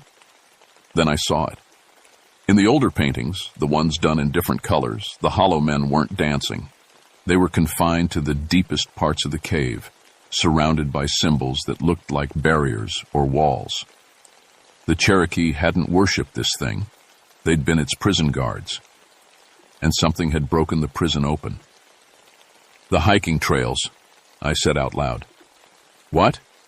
The creature's attention turned to me. You said the Cherokee kept you contained, but in the last 50 years we've been building trails right over your territory, opening up new entrances, letting you spread. The thing that had once been Cherokee smiled, and I could see broken teeth in its elongated skull. Your people are so generous. They build roads to bring us food. That's when I made my decision. I had maybe 30 seconds before Lisa's other eye went dark, and she became one of them permanently. 30 seconds before I became another hollow-eyed dancer in an endless underground ballroom. The Cherokee had used cave-ins to contain this thing. That's what all those barrier symbols meant. They'd collapsed tunnels, sealed off sections, kept the parasite from spreading, and they'd passed down the knowledge through stories and warnings that nobody listened to anymore. I still had the demolition charges in my pack. Standard equipment for rangers. Sometimes you had to blast away fallen rocks to reach trapped hikers. I'd never thought I'd use them for something like this. Hey, I called to the tall creature. You want to show me something really beautiful? It tilted its elongated head, curious. I pulled the pin on the first charge and threw it as far as I could into the crowd of Hollow Men. Then the second. Then the third. 10 seconds, I yelled at Lisa, hoping some part of her was still in there. She blinked her remaining eye, and for just a moment, I saw confusion replace the peaceful emptiness. I grabbed her and ran toward the nearest tunnel as the charges went off. The explosion brought down half the mountain. We barely made it to the surface before the tunnels collapsed behind us, sealing the hollow men in their underground prison. Lisa and I crawled out of that hidden cave entrance just as the ground started shaking, dirt and rocks raining down around us. I carried her up the gorge trail while she screamed. The peaceful emptiness was gone, and she was feeling everything the parasite had taken away. The pain of her missing eye, the terror of what had happened to her, the knowledge of what she'd almost become. The official report said it was a cave-in, a natural, geological event that sealed off an unstable underground chamber. The 3 missing hikers were declared dead, victims of the collapse. Their bodies were never found. Lisa retired 2 weeks later. The doctors fitted her with a prosthetic eye, and she moved back to Ohio to live with her sister. She doesn't return my calls. I lasted another month before I couldn't take it anymore. Every time I looked at the gorge, I could hear that singing. Every time I closed my eyes, I saw those smooth, empty sockets. I requested a transfer to a desk job in Asheville, processing permits and filing reports. Sarah was happy about the transfer at first. She thought it meant I'd be safer. But then she started noticing things. How I couldn't sleep without all the lights on. How I jumped at every unexpected sound. How I wouldn't go hiking anymore, wouldn't even walk in the woods behind our house. We broke up 6 months ago. She said I wasn't the same person she'd fallen in love with. She was right. I still think about those caves. The official records show that Linville Gorge has had 47 unexplained disappearances over the past 60 years. 47 people who walked into the woods and never came back out. But I know the real number is higher, much higher, because sometimes, after heavy rains, new cave entrances appear in the gorge. Park rangers find them and report them and seal them off for safety, but there are always more. The hollow men are still down there, waiting in the dark, and the parasite that controls them is patient. It's been learning from every mind it's consumed, learning about our world, our technology, our weaknesses, and eventually, it's going to find a way out that can't be stopped with explosives and cave-ins. Last week, a family of 4 went missing near Table Rock. Their car was found in the parking area, all their belongings still inside. The search and rescue team looked for 3 days before calling it off. I wanted to warn them. I picked up the phone a dozen times to call the ranger station and tell them what they were really looking for. But who would believe me? And what if Lisa was wrong? What if some part of the thing's influence was still in my head, trying to get me to lead more people down into the dark? So I said nothing, and 4 more people joined the eternal dance.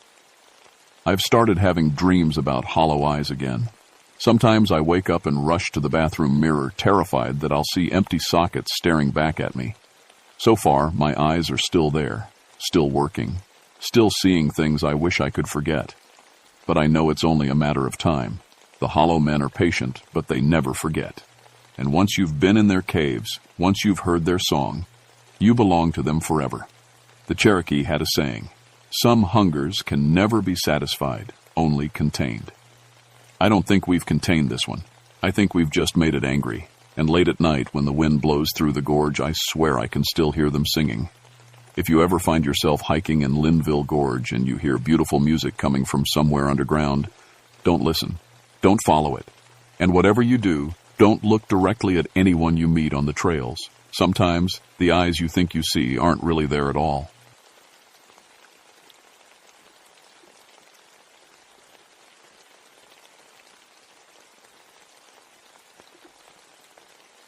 My name is Catherine Moorfield, but everyone calls me Kate.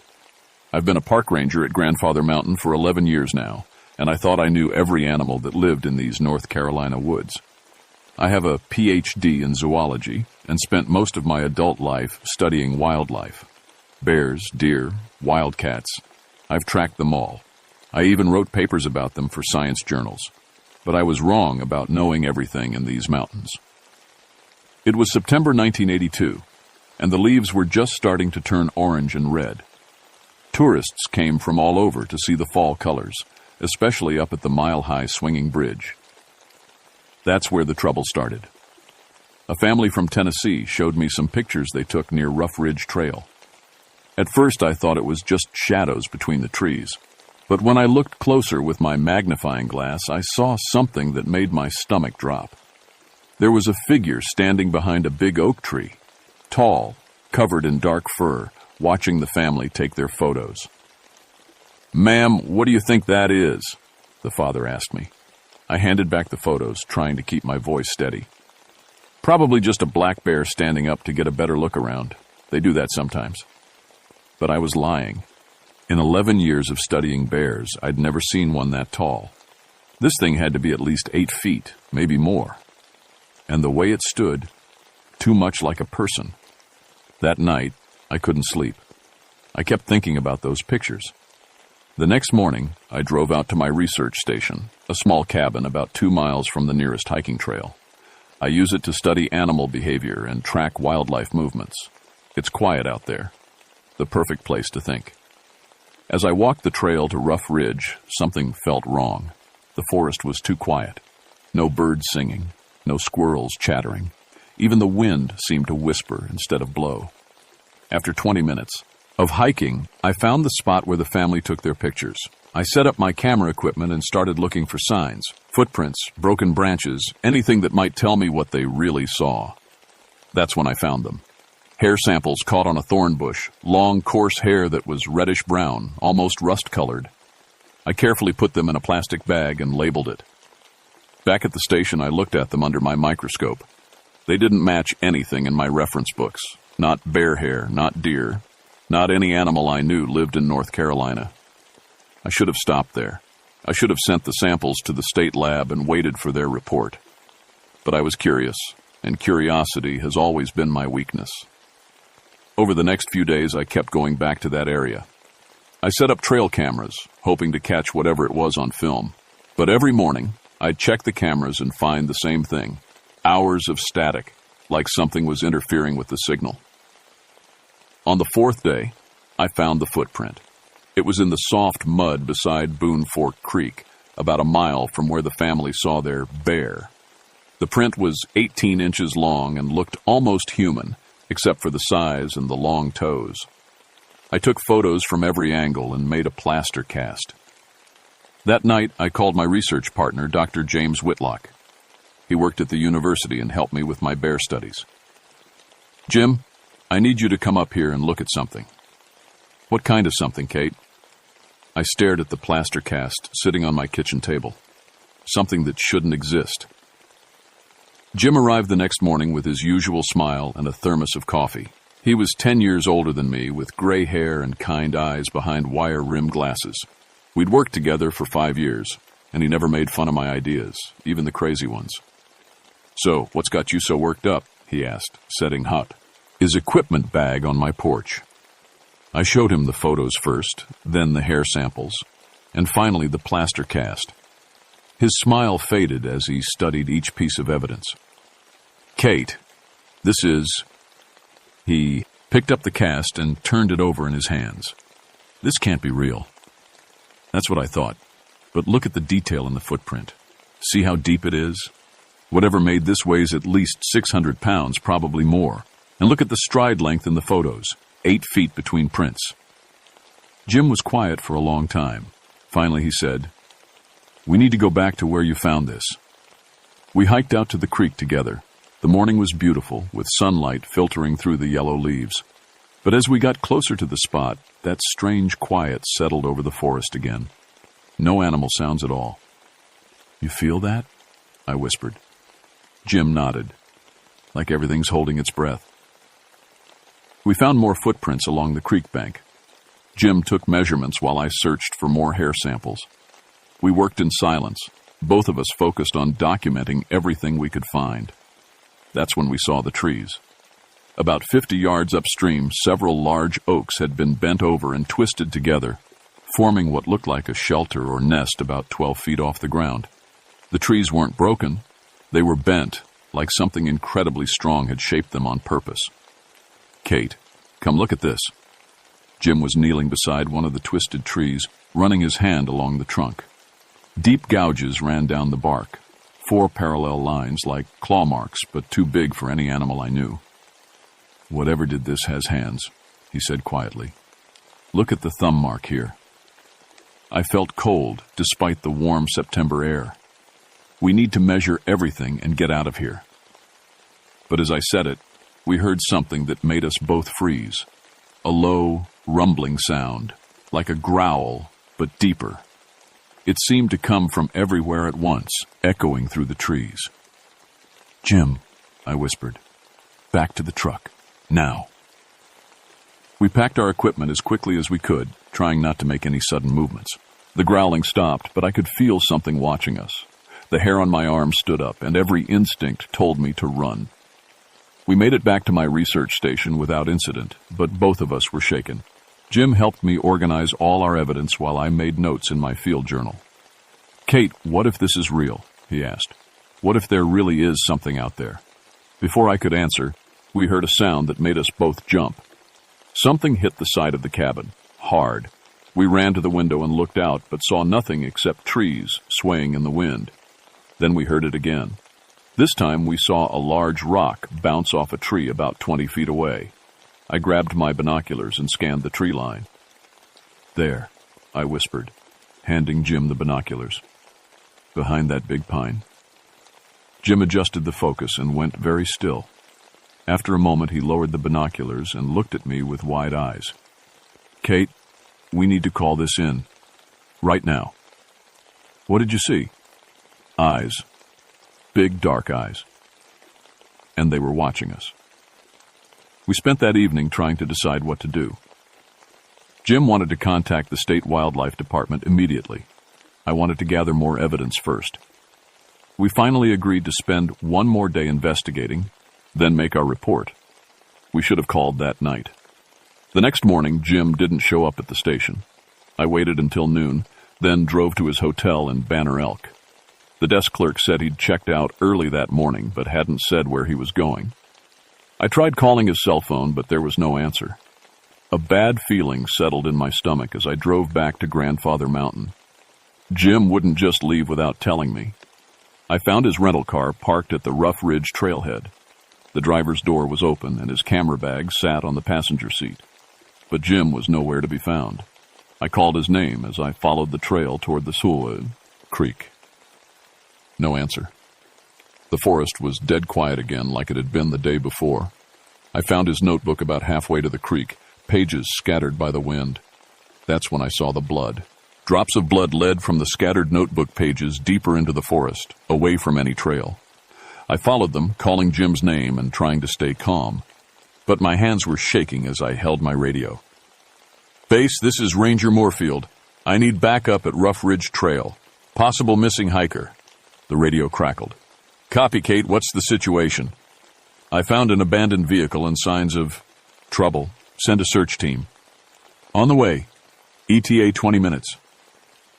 20 minutes felt like forever. I kept following the blood trail, taking photos and marking the path with orange flagging tape. The drops led to a small clearing I'd never seen before, even after 11 years in these mountains. In the center of the clearing was a circle of stones, arranged too perfectly to be natural. Dark stains covered the rocks, and the smell hit me like a punch to the gut. Metallic, sour, wrong. I found Jim's glasses beside the stone circle. One lens was cracked, and the frames were bent. But no sign of Jim. The search team arrived and spent 3 days looking for him. We used dogs, helicopters, and dozens of volunteers. But Grandfather Mountain had swallowed Jim Whitlock without a trace. The official report said he probably fell into a ravine or got lost in the wilderness. Accidents happen, even to experienced hikers. Case closed, but I knew better. A week after Jim disappeared, I went back to my research station alone. I had to know what we were really dealing with. I brought extra cameras, motion sensors, and my grandfather's old hunting rifle, just in case. That first night, nothing happened. I sat by the window with the rifle across my lap, watching the tree line until my eyes hurt. Just before dawn, I must have dozed off. I woke up to find all my equipment had been moved. The cameras I'd set up around the cabin were now stacked in a neat pile on my porch. The motion sensors sat beside them, completely undamaged, but clearly placed there on purpose. Whatever did this was smart enough to know what the equipment was for. Inside the cabin, I found something that made my blood run cold. Muddy footprints crossed my floor, the same 18-inch prints I'd found by the creek, but these led to my bedroom door and stopped. Something had stood there, watching me sleep. I radioed for backup again, but when the other rangers arrived, they just saw muddy footprints. No big deal. Probably some kids playing pranks, they said. But kids don't have feet that big, and kids don't stack expensive camera equipment like toys. For the next week, I tried to go back to normal. I filed reports, guided tourist groups, and pretended everything was fine. But every night, I dreamed about Jim's broken glasses and those dark eyes watching from the trees. Then the other sightings started. A family camping at Price Lake saw a giant man walk through their campsite at 3 a.m. A hiker on the Tanawa Trail found huge footprints that led to a cliff face and just stopped. 2 rock climbers reported seeing something impossible, a massive figure climbing the sheer granite walls of Rough Ridge without ropes or equipment. The park superintendent wanted to ignore the reports. Tourists see bears and think they're monsters, he said. Don't encourage them. But I couldn't ignore what happened next. I was hiking the Grandfather Trail alone, checking on trail conditions after a storm. It was late afternoon, and the shadows were getting long. About a mile from the summit, I stopped to rest and drink some water. That's when I heard it. A sound I'll never forget. It started as a low whistle, almost musical. Then it grew louder and deeper, becoming something between a howl and a roar. The sound seemed to come from all directions, echoing off the rock walls and filling the entire valley. Every bird in the forest went quiet. Even the insects stopped buzzing. I grabbed my radio, but it was dead. Just static. I tried my cell phone. No signal. I was alone on the mountain with something that could make the entire forest fall silent. The howling stopped suddenly, and in the quiet that followed, I heard something worse. Footsteps. Heavy, deliberate footsteps coming up the trail behind me. I turned around and saw nothing, but the footsteps kept coming, getting closer. I could hear branches breaking under enormous weight, but I couldn't see what was making the sounds. I ran. I've never been so scared in my life. I ran up that trail like something out of a nightmare was chasing me, which maybe it was. Behind me, the invisible footsteps kept pace, never getting closer but never falling behind. I made it to the parking area just as the sun disappeared behind the mountains. My truck sat alone under the broken streetlight, looking like salvation. I fumbled with my keys, hands shaking so badly I could barely get them in the lock. Just as I opened the door, something hit the truck bed with a metallic clang. I spun around and saw a boulder the size of a watermelon sitting where it had landed. The nearest cliff was at least 100 yards away.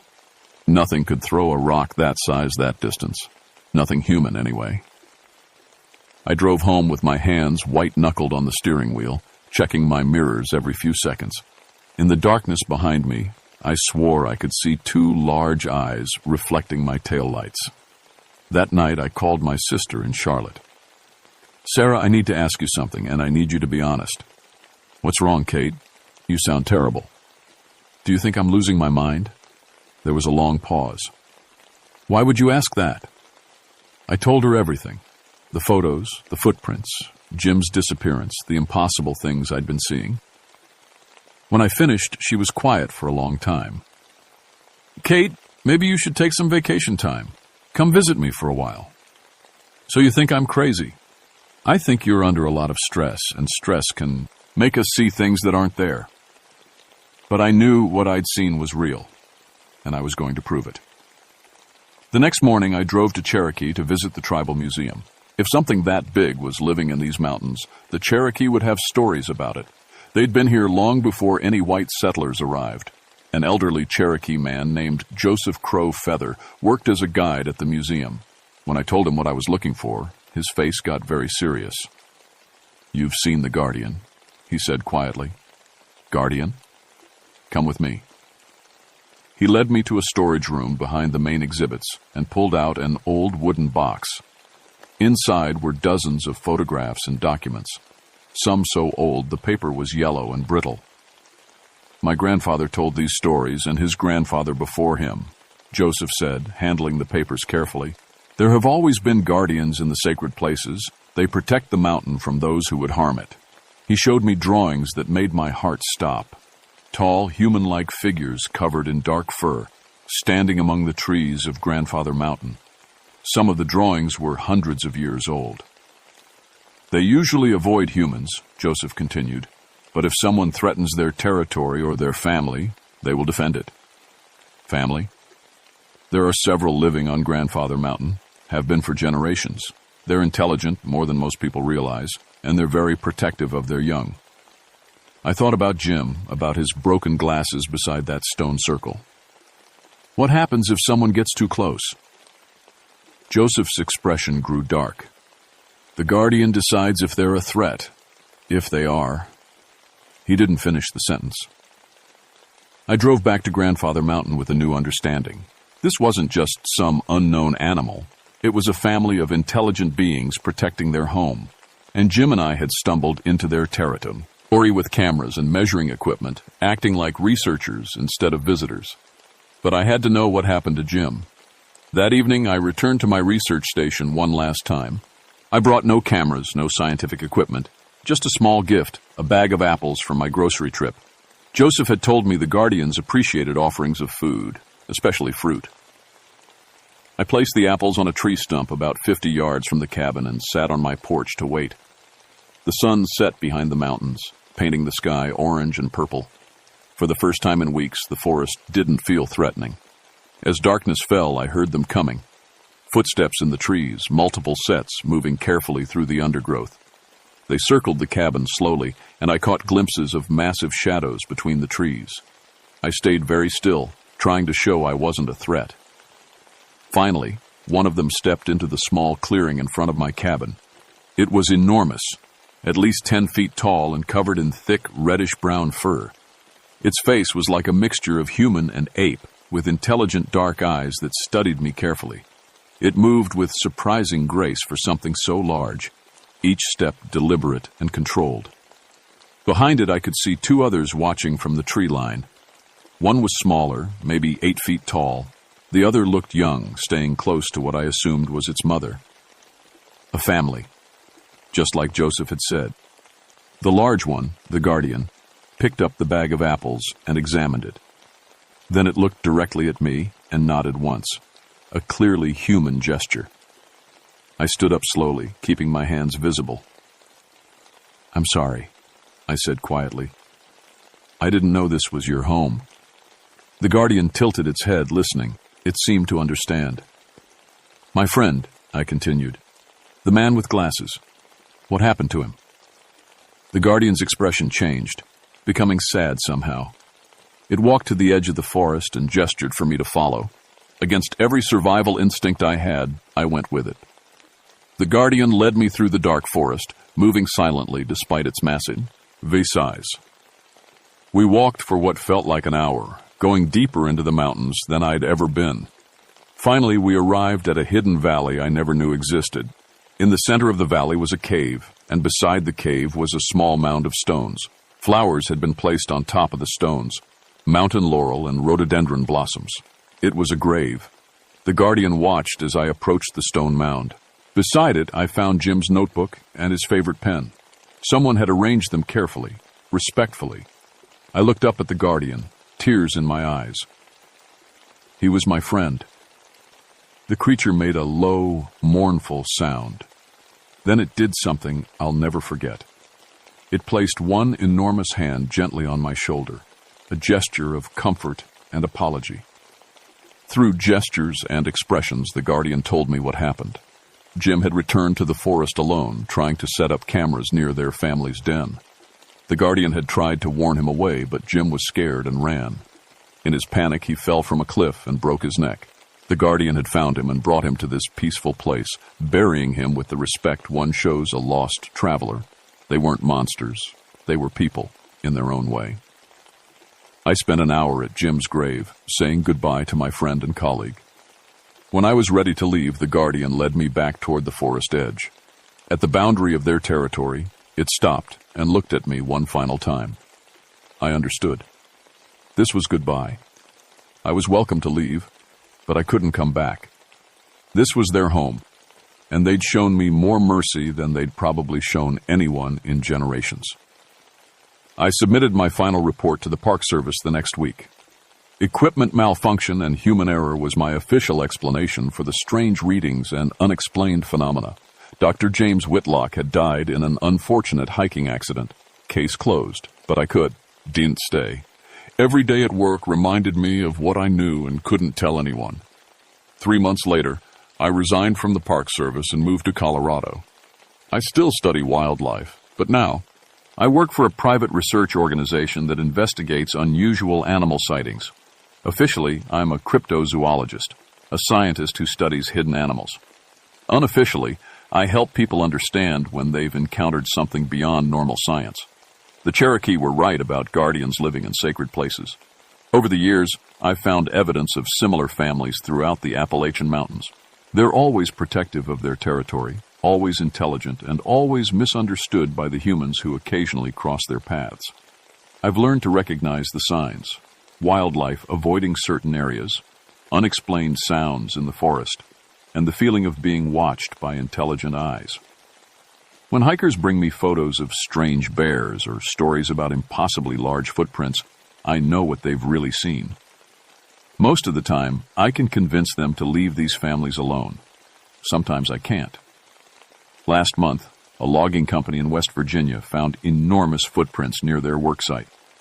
The local news picked up the story, calling it a Bigfoot sighting and bringing tourists and monster hunters from across the country. I drove out there and met with the local Cherokee Tribal Council. They knew what was happening. Another guardian family was being threatened by human encroachment on their ancient territory. "What can we do?" I asked them. An elderly woman shook her head sadly. "The same thing our people have always done when the outside world gets too close. We adapt, we protect what we can, and we remember." The logging company abandoned their project 2 weeks later. Their equipment kept malfunctioning, workers reported feeling watched, and several people quit after finding their machinery had been mysteriously moved overnight. The official reports blamed environmental activists and equipment failures, but I knew the truth. The guardians reprotecting their home the same way they always had. Sometimes I dream about Grandfather Mountain and wonder if that family is still living peacefully in their hidden valley. I like to think they are. Joseph Crowfeather sends me updates occasionally. No more strange sightings, no more unexplained incidents. The tourists come and go, never knowing they're sharing the mountain with beings far older and wiser than themselves. I never go back to North Carolina. I made a promise at the edge of that forest, and I intend to keep it.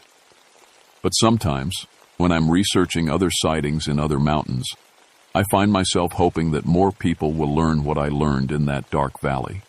Some things are meant to stay hidden. Some places deserve more respect than we usually give them. And sometimes, the monsters in our stories are just families trying to protect their children from a world that would never understand them. If you're ever hiking in the mountains and feel like something is watching you from the trees, remember Jim Whitlock. Show respect, leave no trace, and maybe leave a small offering of fruit on a tree stump before you go, because the guardians are still out there, still protecting the places we've forgotten are sacred, and they have very long memories.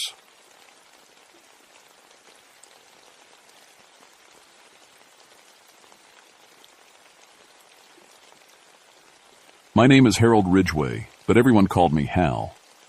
I spent 22 years working as a ranger on Roan Mountain, watching over those beautiful grassy hills that stretch between Tennessee and North Carolina. At 51, I thought I'd seen everything these mountains could throw at me. I was wrong. March of 1959 was a tough month. Winter wouldn't let go, and snow kept us cut off from the main roads. My fire tower sat 8 miles from the nearest help, perched up on the bald at over 6,000 feet. From up there, you could see for miles in every direction, rolling green hills covered in grass instead of trees, like someone had laid a giant carpet over the mountaintops. I'd been married to Martha for 25 years, had 3 kids all grown up and moved away. Served in the war, too, saw plenty of bad things over in France. Point is, I wasn't some kid who jumped at shadows. When you've been watching fires for as long as I had, you learn to tell the difference between real danger and your imagination playing tricks. The Cherokee used to call this place the Mountain of Screaming Winds. White settlers who came later had their own stories about banshees wailing in the night. I always figured those were just mountain lions or the wind howling through the gaps. Turns out I should have listened to the old stories. My job was simple enough. Watch for fires, call them in, help coordinate the crews who came to put them out. I had my Osborne Firefinder, a compass-like device that helped me pinpoint exactly where smoke was coming from. Good binoculars, weather instruments, radio equipment, everything I needed to do my job right. The trouble started on March 15th. I was doing my morning check, scanning the horizon like I did every day for the past 2 decades. That's when I saw the first smoke plume, rising thin and straight about 5 miles south. Nothing unusual there. Dry conditions, old lightning strike maybe, or someone's campfire got out of hand. But as I reached for my radio to call it in, I spotted another column of smoke. This one was about 3 miles east. Then another, north by northwest. Within 10 minutes, I was looking at 6 separate fires scattered across the mountain range in what looked like, well, it looked like a pattern. "Base, this is Roan Tower," I called on my radio. "Got multiple fires burning. Looks organized." "Copy, Roan Tower. Organized how?" I squinted through my binoculars, trying to make sense of what I was seeing. They're arranged in a rough circle around the main bald, about 10 miles across. Arsonist? Maybe. But who could move that fast? These fires all started within minutes of each other. Captain Buck Morrison's voice crackled through the speaker. Buck was a good man, ran the fire suppression crew for our district. We'd worked together for 15 years. "We're loading up now, Hal. Keep an eye on those blazes and guide us in." That's when I noticed something else. The birds were gone. Not just quiet, but gone completely. In all my years on that mountain, I'd never seen the sky so empty. Even the crows, who would stick around through anything, had vanished. The only sound was wind rustling through the grass. I spent the rest of that day directing Buck's crew from fire to fire. Each one was small, maybe half an acre, burning clean and controlled. Too controlled. Natural fires spread wild, follow the wind and fuel. These burned in perfect circles, like someone had drawn them with a compass. Buck radioed up around sunset. "Hal, you need to see this." "What is it?" "These burn patterns. They ain't natural. Come down here." I locked up the tower and hiked down to where Buck's crew was mopping up the closest fire site. What I saw there made my skin crawl. The fire hadn't just burned the grass away. It had burned marks into the bare earth underneath. Symbols, like the Cherokee used to carve on rocks. Spirals and lines that hurt to look at too long. "What do you make of this?" Buck asked, pointing at the marks with his Pulaski tool. I knelt down and touched the burned earth. Still warm, but not from normal fire heat. This was different. Wrong. "I don't know, Buck, but I got a bad feeling about it." That night, alone in my tower, I couldn't shake the image of those symbols. Martha always said I worried too much, but 22 years of watching over these mountains had taught me to trust my instincts. Something was stirring up there in the darkness, something that didn't want to be found. The wind picked up around midnight, howling through the guy wires of my tower. But underneath that familiar sound, I heard something else. Something that made me think maybe the old Cherokee stories weren't just stories after all. The screaming started 3 days later. I was checking the weather instruments just after dawn when it hit me. A sound like nothing I'd ever heard, even in the war. It started low, almost like singing, then rose to a shriek that made my teeth ache. Echoed off the mountains for what felt like forever before fading away. My first thought was mountain lion. Big cats can make sounds that'll freeze your blood. But this was different, louder. And it came from everywhere at once. I grabbed my binoculars and scanned the tree line, nothing moving except grass bending in the wind. But the wind was wrong too. It was blowing uphill, which never happened except before a big storm, and the air smelled like smoke, though I couldn't see any fires. The radio crackled. "Roan Tower, you copy?" "Go ahead, base." We're getting reports of that screaming sound from all over the district. You hear anything up there? Yeah, I heard it. Sounded like it came from the North Ridge. Buck's heading up with a crew to investigate, guide them in. I spent the morning directing Buck's team toward the sound source, but every time they got close to where I thought it came from, the screaming would start up again from somewhere else, like it was moving, staying ahead of them. Around noon, Buck's voice came through the radio, tight with worry. Hal, we found something. What is it? You remember old Jonas Creek runs down the north face? It's... Christ, Hal, the whole creek bed is full of dead fish, and they ain't been dead long. I felt ice in my stomach. What killed them?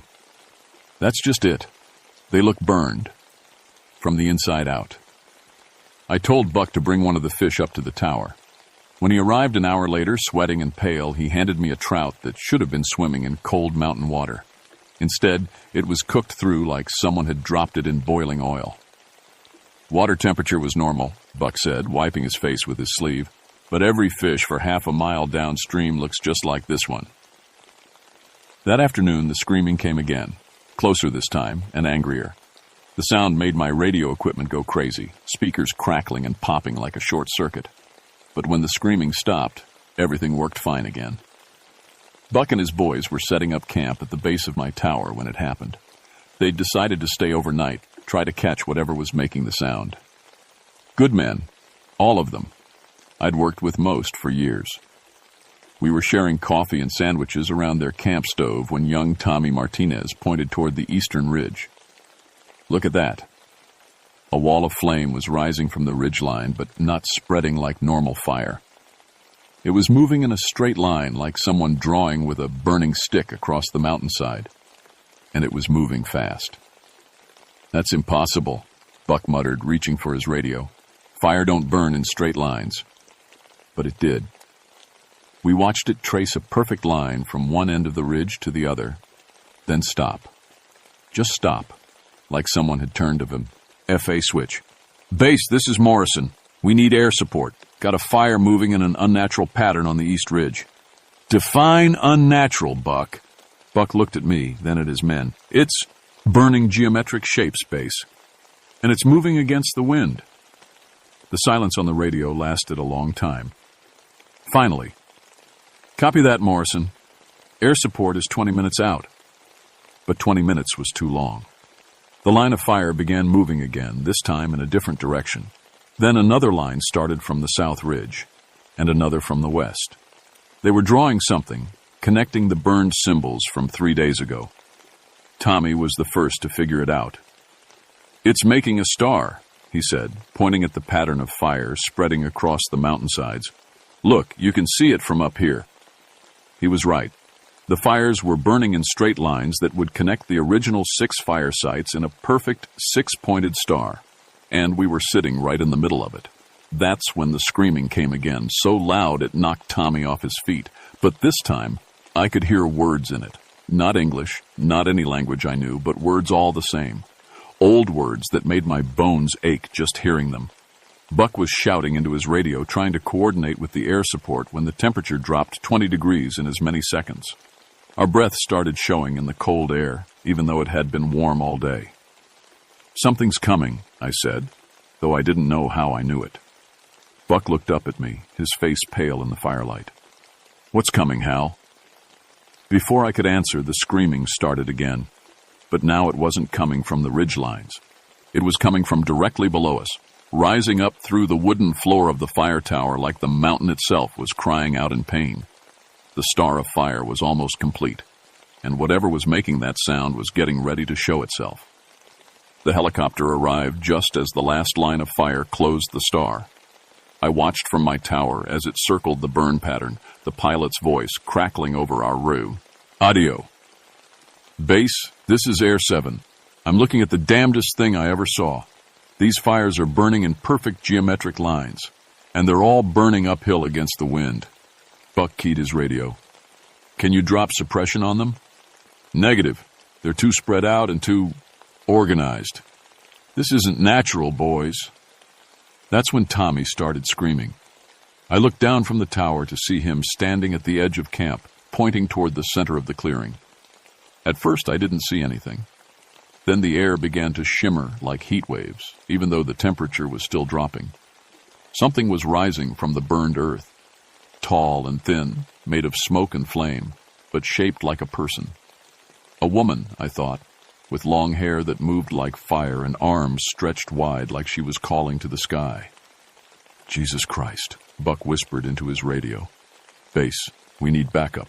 We need... The thing in the clearing threw back its head and screamed. The sound hit us like a physical force, knocking me against the tower's railing. Buck's radio sparked and died. The helicopter overhead lurched sideways, the pilot fighting for control. Everyone back to the vehicles, Buck shouted, but his words were lost in the screaming. The firewoman began to move, gliding across the ground without touching it. Where she passed, the grass burst into flames. She was heading straight for Tommy, who stood frozen with terror. I don't know what made me do it. Maybe all those years watching over the mountain, feeling responsible for everyone who came up here. I grabbed the emergency flare gun from my tower supplies and fired it directly at the creature. The flare passed right through her like she was made of air, but it got her attention. She turned toward my tower, and I saw her face clearly for the first time. It wasn't human, burnt and twisted, with hollow spaces where eyes should be, and a mouth that opened too wide. But there was intelligence there, purpose, and rage that had been building for a very long time. She pointed one burning finger at me, and every piece of metal in a tools. My tower began to heat up, the railings, my equipment, even the buttons on my uniform. I had to let go of everything and press myself against the wooden walls. Down below, Buck was trying to get his men into their truck, but the engine wouldn't start. The electrical systems in everything, truck, radio, helicopter overhead, had failed the moment that thing appeared. The firewoman glided toward my tower, leaving a trail of burning grass behind her. As she got closer, I could feel the heat coming off her in waves. The wooden supports of the tower began to smoke. That's when I remembered something my grandmother used to tell me. She'd grown up around Cherokee families, learned some of their ways. When you're on sacred ground, she'd say, you show respect, take off your shoes, and humble yourself. It sounded crazy, but everything about this was crazy. I pulled off my boots and set them aside, then climbed down from the tower in my stocking feet. I'm sorry, I called out to the burning woman. We didn't know this was sacred ground. She stopped moving. The screaming faded to a low whistle, like wind through leaves. For a moment, the only sound was the helicopter struggling to stay in the air. Then she spoke. Not in English, but somehow I understood every word. You burn the holy places. You scar the Earth Mother's face. You will learn respect, or you will burn. We're just trying to stop the fires, I said, taking a step toward her. We're trying to protect the mountain. I am the fire. I am the mountain's voice. I am the price of broken promises. Behind her, more shapes were rising from the burned star pattern. Smaller figures dancing in flames that didn't consume them. The Cherokee spirits my grandmother had told me about, the ones that watched over the sacred balds. Your people promised to leave the high places alone, the firewoman continued. But the Tang, I lie. They build. They burn the sacred grass for houses and roads, so I burn them instead. I looked back at Buck and his men, still trapped by their dead truck. The helicopter was making emergency sounds, preparing to crash land in the clearing. What do you want us to do? I asked. Leave, all of you, and tell your people, the mountain remembers. Touch the sacred balds again, and I will wake every fire spirit from here to Georgia. Your towns will burn as you have burned us. The temperature dropped even further. My breath came out in white puffs as I stood there in my socks talking to a creature made of living flame. I'll tell them, I promised. But you have to let my men go. They didn't know. She stared at me with those hollow eye sockets for what felt like forever. Then she raised one burning hand, and all the fires on the mountainsides went out at once. The helicopter's engine caught and stabilized. Buck's truck roared to life. You spoke with respect, she said. You removed your shoes on holy ground. This time, they may leave. But as she began to fade back into smoke and shadow, her voice carried a final warning. I sleep light, Ranger, and I remember every slight. The official report called it coordinated arson by unknown suspects. The burned symbols were listed as vandalism with Native American motifs. The dead fish were blamed on a chemical spill that was never found. Nobody wanted to hear about fire spirits or Cherokee warnings, but I knew what I'd seen, and I knew it wasn't over. 3 weeks later, a development company announced plans to build a resort on the South Bald. Luxury mountain retreat, they called it. Golf course and condominiums with panoramic views. I drove down to their office in town the day after the announcement. Told the project manager, a thin man in an expensive suit named Davidson, exactly what would happen if the I broke ground on sacred Cherokee land. He laughed at me. Mr. Ridgway, with all due respect, you've been alone on that mountain too long. Maybe it's time to consider retirement. I'm serious, Davidson. That land is protected, not by law, but by something older. The Cherokee were moved out 100 years ago. This is prime real estate now. I left his office knowing I'd failed, but I also knew the mountain wouldn't fail. Construction started on a Monday morning in April. The crew made it exactly 4 hours before the first accident. Their bulldozer operator, a man named Collins, was clearing grass for the foundation when his machine caught fire. Not the engine or the fuel tank. The whole machine just burst into flames while he was driving it. Collins jumped clear with second-degree burns on his hands and arms. Electrical short, the fire marshal ruled, even though bulldozers don't have enough electrical systems to cause that kind of fire. They brought in a replacement dozer on Wednesday. This one made it 6 hours before the same thing happened. Different operator, same result. Man jumped clear just before his machine became a fireball. By Friday, word was getting around. Construction workers are superstitious folks, and they started calling the project the cursed job. Half the crew quit before the weekend. Davidson hired new workers from out of state, men who hadn't heard the stories. They lasted 3 days. The breaking point came on a Tuesday morning when the work crew found their equipment arranged in a perfect circle around the construction site. Every piece of machinery, dozers, backhoes, dump trucks, even the portable toilets, moved during the night and positioned like points on a compass. Nobody had heard anything. The night watchman swore he'd been awake all night, never saw or heard anyone moving that equipment. Davidson was furious.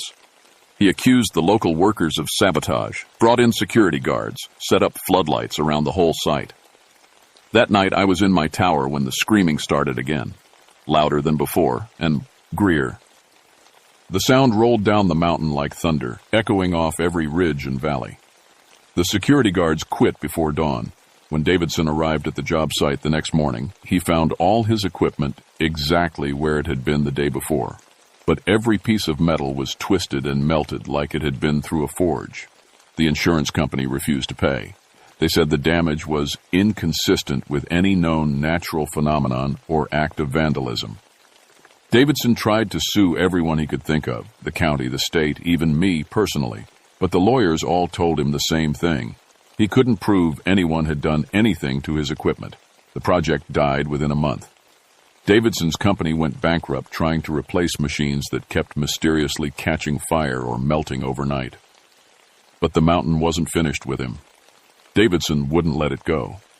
6 months after his company folded, he came back with private investors and a new plan.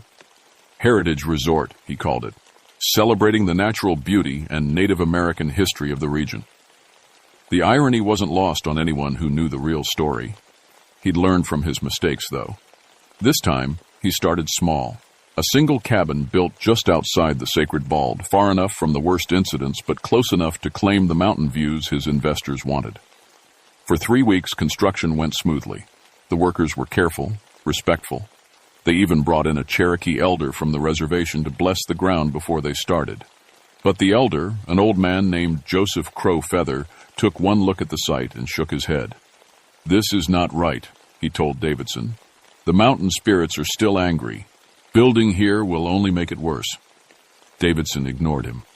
The cabin was nearly finished when I got the call. "Hal, you need to get down here," Buck said over the R. "Adio," He was working part-time for the county fire department now, responding to calls in the mountain districts. We got a structure fire at that new cabin site, but this one's different. I drove down from my tower to find the cabin fully engulfed in flames that burned straight up into the sky without any wind. The fire department was there, but their hoses couldn't get close enough to spray water on it. Water turns to steam before it reaches the building, Buck told me. Temperature gauge shows normal air temperature, but that fire's burning like a blast furnace. Davidson was there too, standing well back from the flames, his face pale with shock and fear. It just started burning, he kept saying. No electrical problems, no gas leaks, it just started. That's when I saw her again. The firewoman standing in the flames like they were cool water. She wasn't screaming this time. She was watching Davidson with those hollow eyes, and I could feel her satisfaction even from 50 yards away. The cabin burned for 6 hours. When the flames finally died down, there was nothing left but a perfect circle of ash. Not a single ember had spread to the surrounding grass. Davidson left town the next day and never came back. I retired from the Forest Service 2 years later, but I kept a cabin near the base of Roan Mountain. Martha passed away in '67, and the kids think I should move somewhere with better medical care, closer to civilization. But I can't leave. Someone needs to watch over the mountain, to remember the warnings and pass them on to anyone fool enough not to listen. Every few years, someone new shows up with plans to develop the sacred balds. Real estate developers, government agencies, even well-meaning conservation groups who want to build visitor centers and hiking trails. I tell them all the same story. Most don't believe me. Some do. The ones who don't believe usually change their minds after the first equipment fire or the night they hear screaming echoing off the ridgelines. The Cherokee called this place the Mountain of Screaming Winds, for good reason. The wind still screams here when it's angry, and the mountain has a long memory for those who don't show proper respect. I'm 83 now, and I won't be around much longer to keep watch.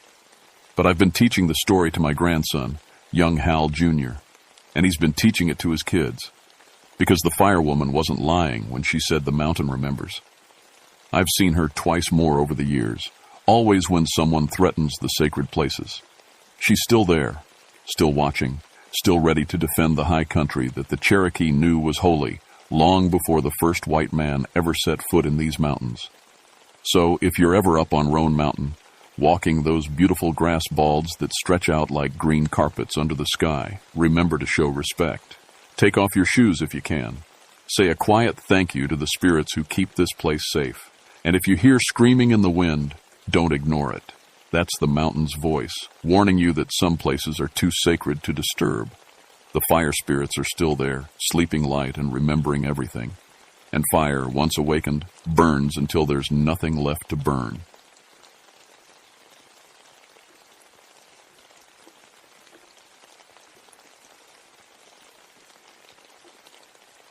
My name is Bill Grayson, and I've been a park ranger on the Blue Ridge Parkway for 16 years. In all that time, I thought I'd seen everything these mountains could throw at me. Lost hikers, bear encounters, drunk campers. You name it, I've dealt with it. But I never believed in ghost stories.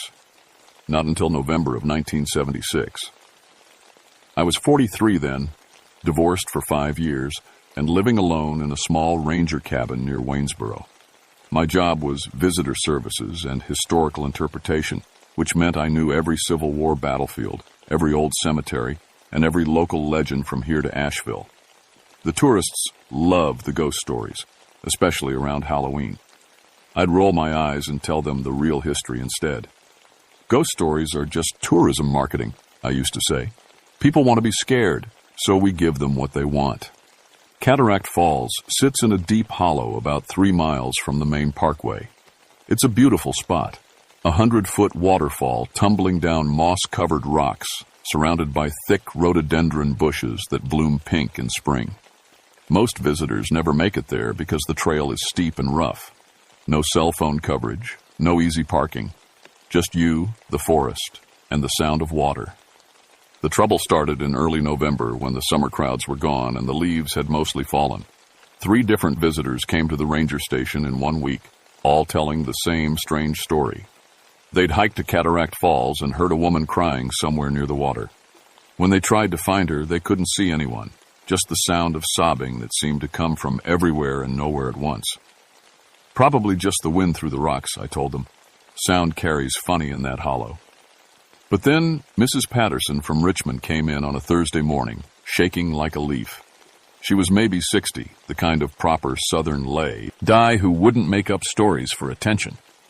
"There's a woman down there who needs help," she said, gripping my desk with white knuckles. I could hear her clear as day, crying like her heart was broken. But when I called out, she stopped. Then I heard her again from a different spot. "I searched for 20 minutes, Mr. Grayson. There was nobody there." Something in her voice made me listen. Mrs. Patterson wasn't the type to spook easily. She'd been hiking these mountains for 30 years. "Did you see anything unusual?" I asked. "Any signs someone had been camping there?" "That's just it," she said. "The whole place felt wrong.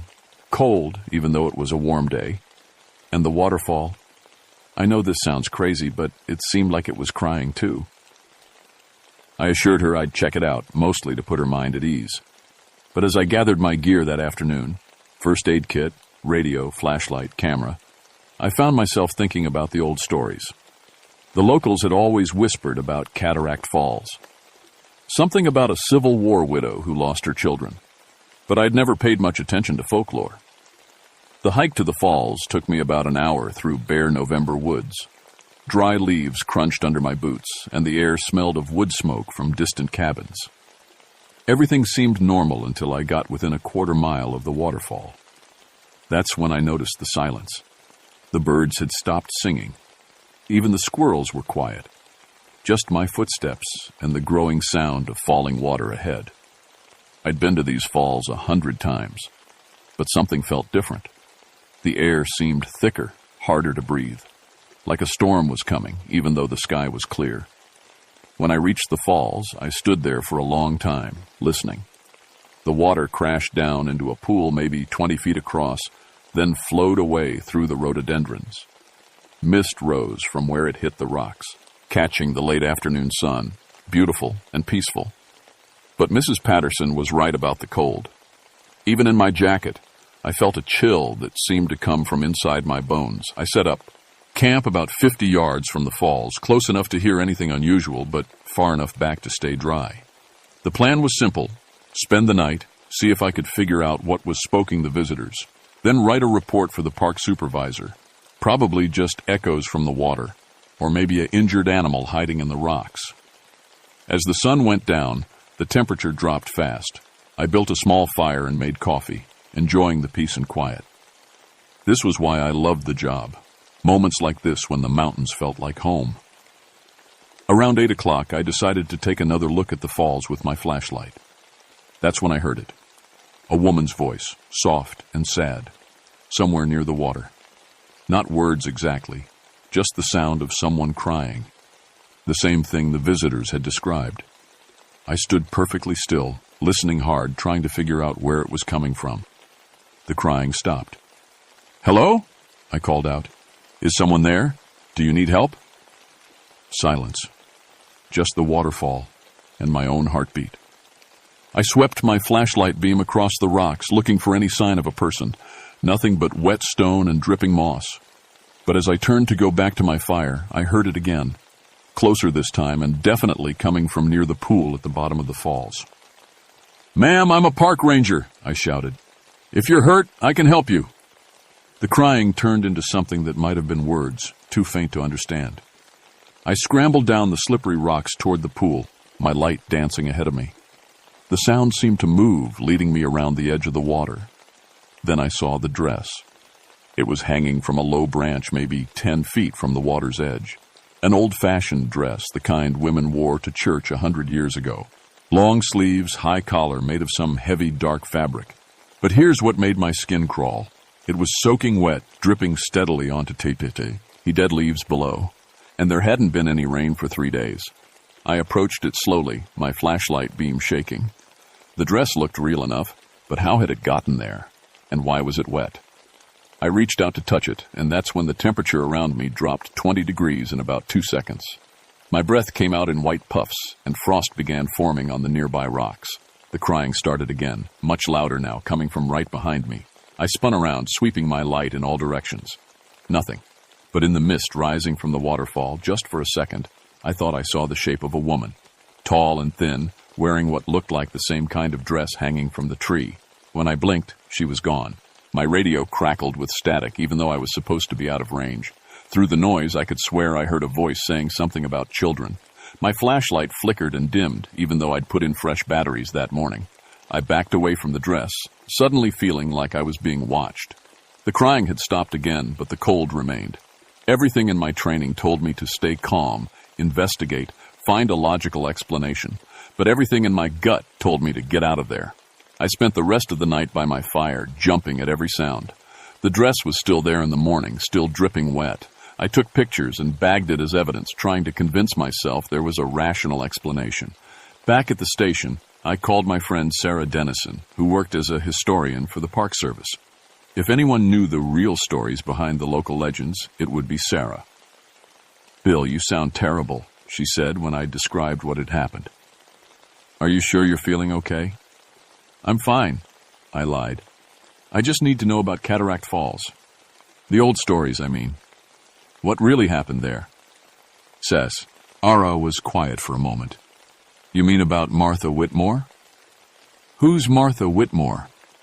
"The widow.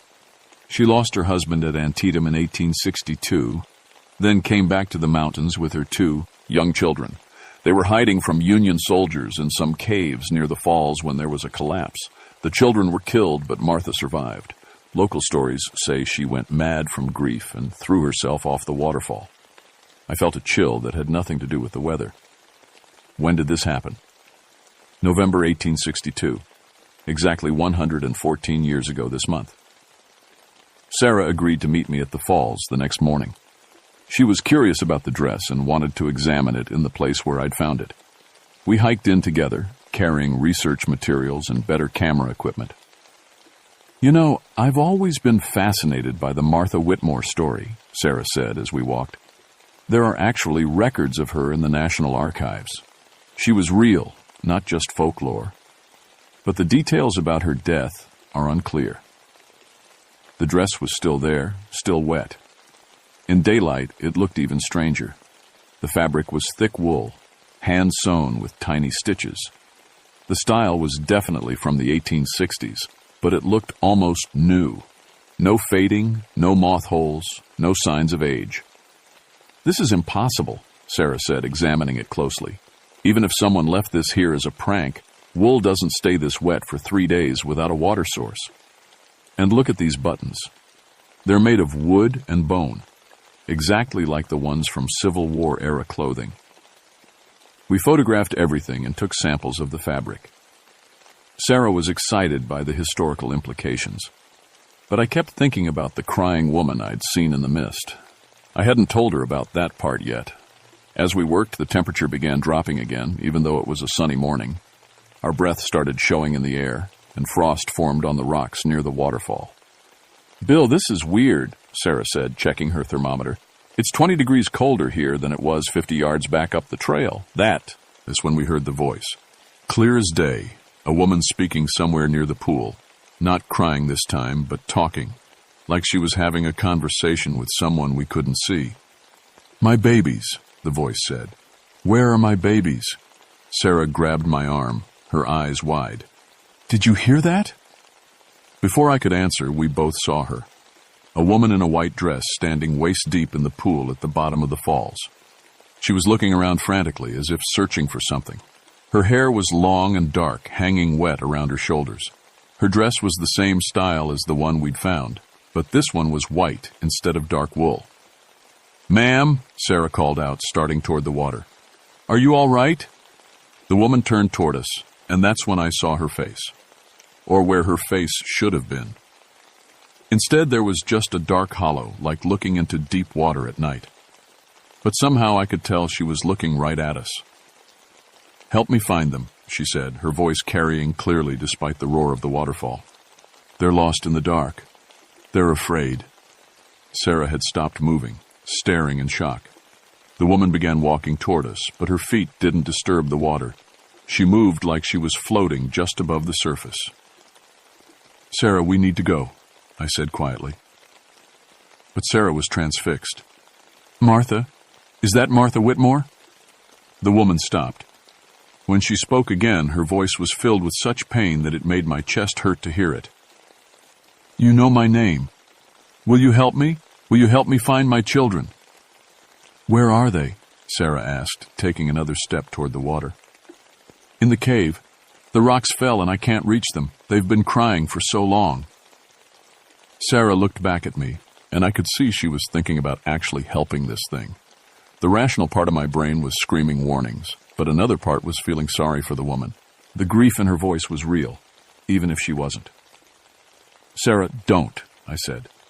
"Something's not right here." But Sarah was already wading into the pool. "If there are children trapped, somewhere we have to help."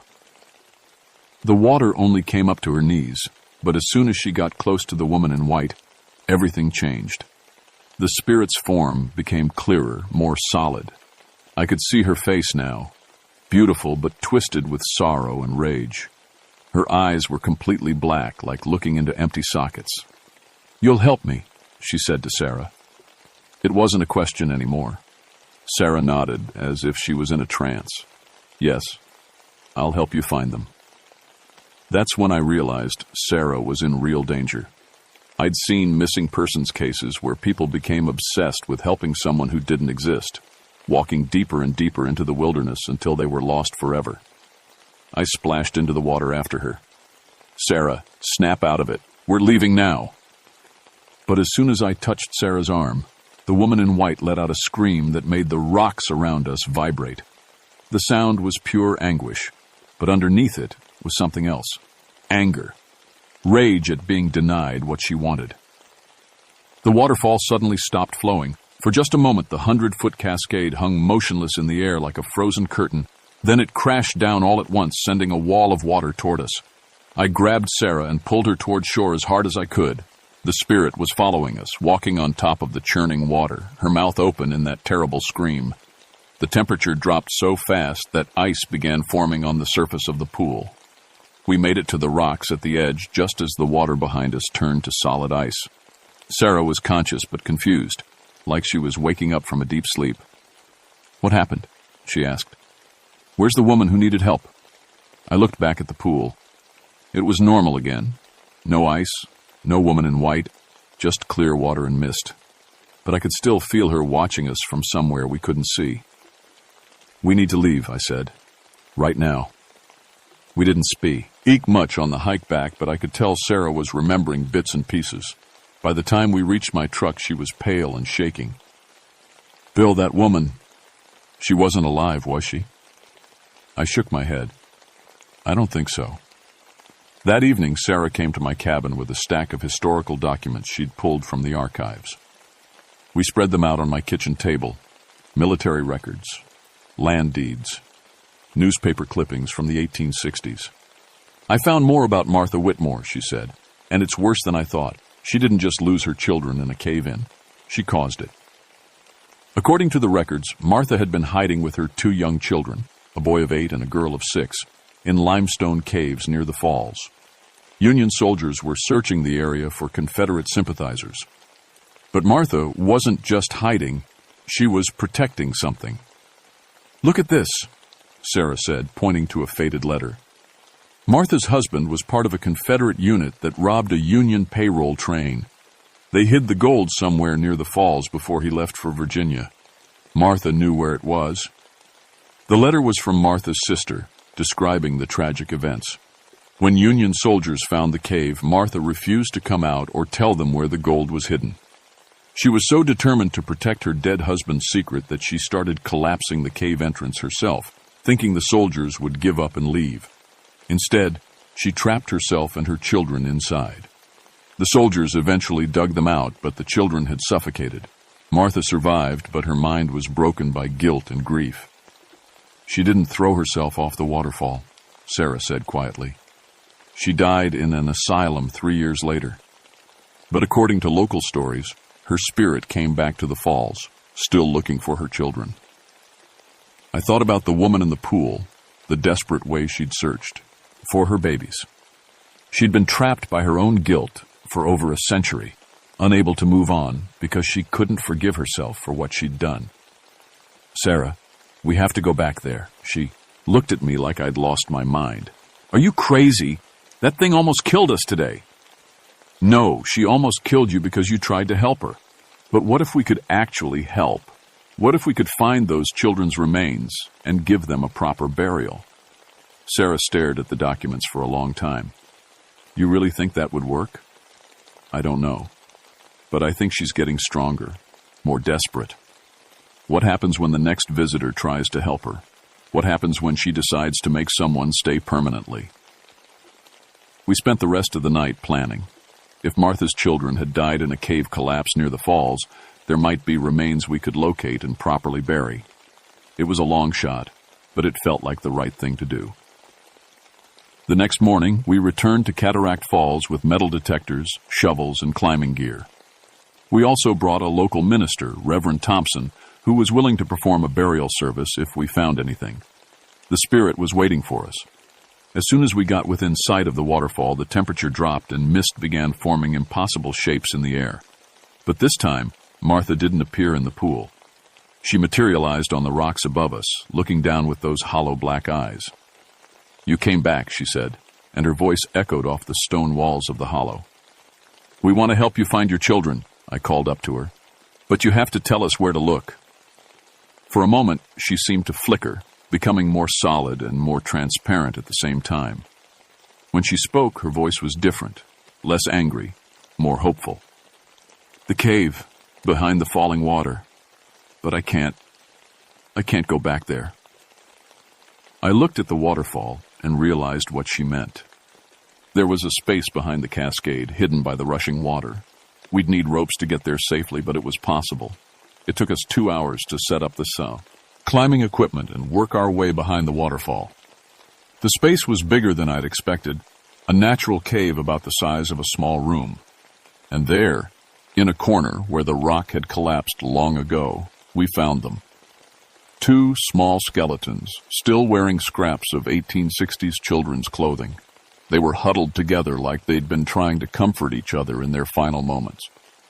Sarah was crying as we carefully gathered the remains. Even Reverend Thompson had tears in his eyes.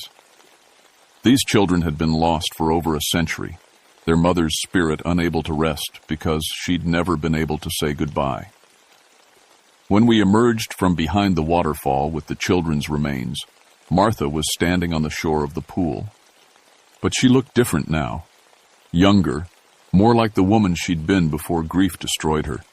Her face was clear, beautiful and sad, but no longer terrifying. My babies, she whispered, reaching toward the small bones we carried.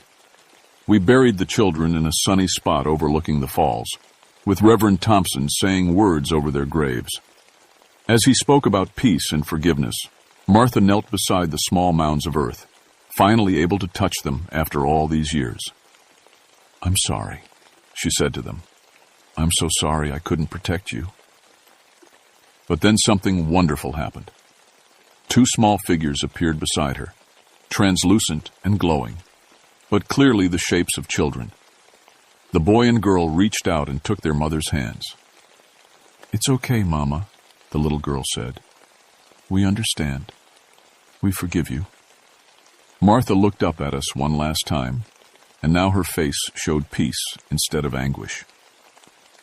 Thank you, she said. Thank you for bringing them home. The 3 figures faded away together, walking hand in hand into a light that seemed to come from somewhere beyond the waterfall. The temperature returned to normal, and for the first time since this all started, the hollow felt peaceful. We reported Sarah's death as an accidental drowning. The official story was that she'd slipped on wet rocks while photographing the waterfall. I was the only witness, and I stuck to the approved version. Nobody would have believed the truth anyway. But Sarah didn't actually die that day at the falls. That happened 3 weeks later, back at her apartment in Charlottesville. The coroner said it was a heart attack, but I knew better. Helping Martha had taken something out of her, some essential spark that kept her tethered to life. She'd given part of herself to ease a spirit's century of suffering. The Park Service temporarily closed the trail to Cataract Falls after Sarah's accident. When it reopened 6 months later, visitors reported that the area felt different somehow, peaceful. The crying woman was never heard again. But my encounter with Martha Whitmore changed everything for me. I couldn't go back to dismissing every ghost story as folklore or tourism marketing. I started researching other Civil War sites throughout the region, interviewing locals about strange experiences, documenting stories that had been passed down through generations. What I found was disturbing. The Civil War had left scars on these mountains that went deeper than history books recorded.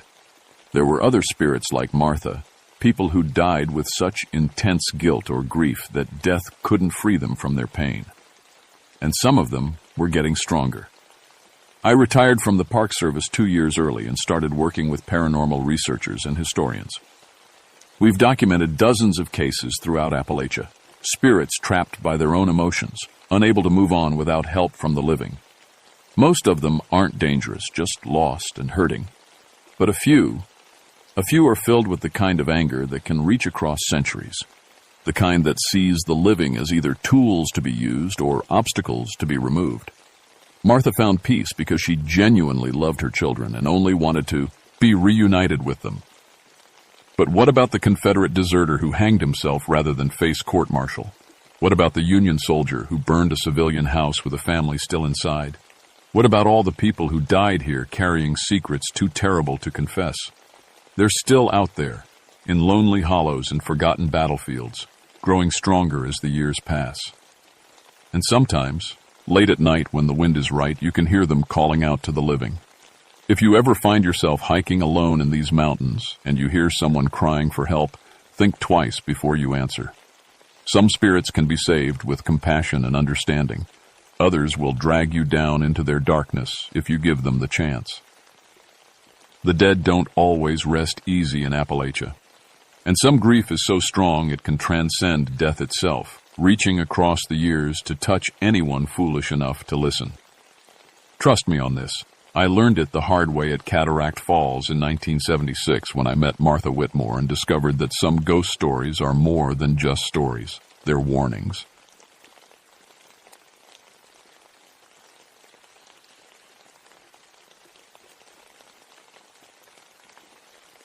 My name is Doug Ashford, and I've been a park ranger for 19 years. I've pulled 47 people off these mountains, alive and dead. I know every trail, every cliff, every weather pattern that can kill you up here. But what happened on Mount Mitchell in December of 1967 changed everything I thought I knew about these mountains.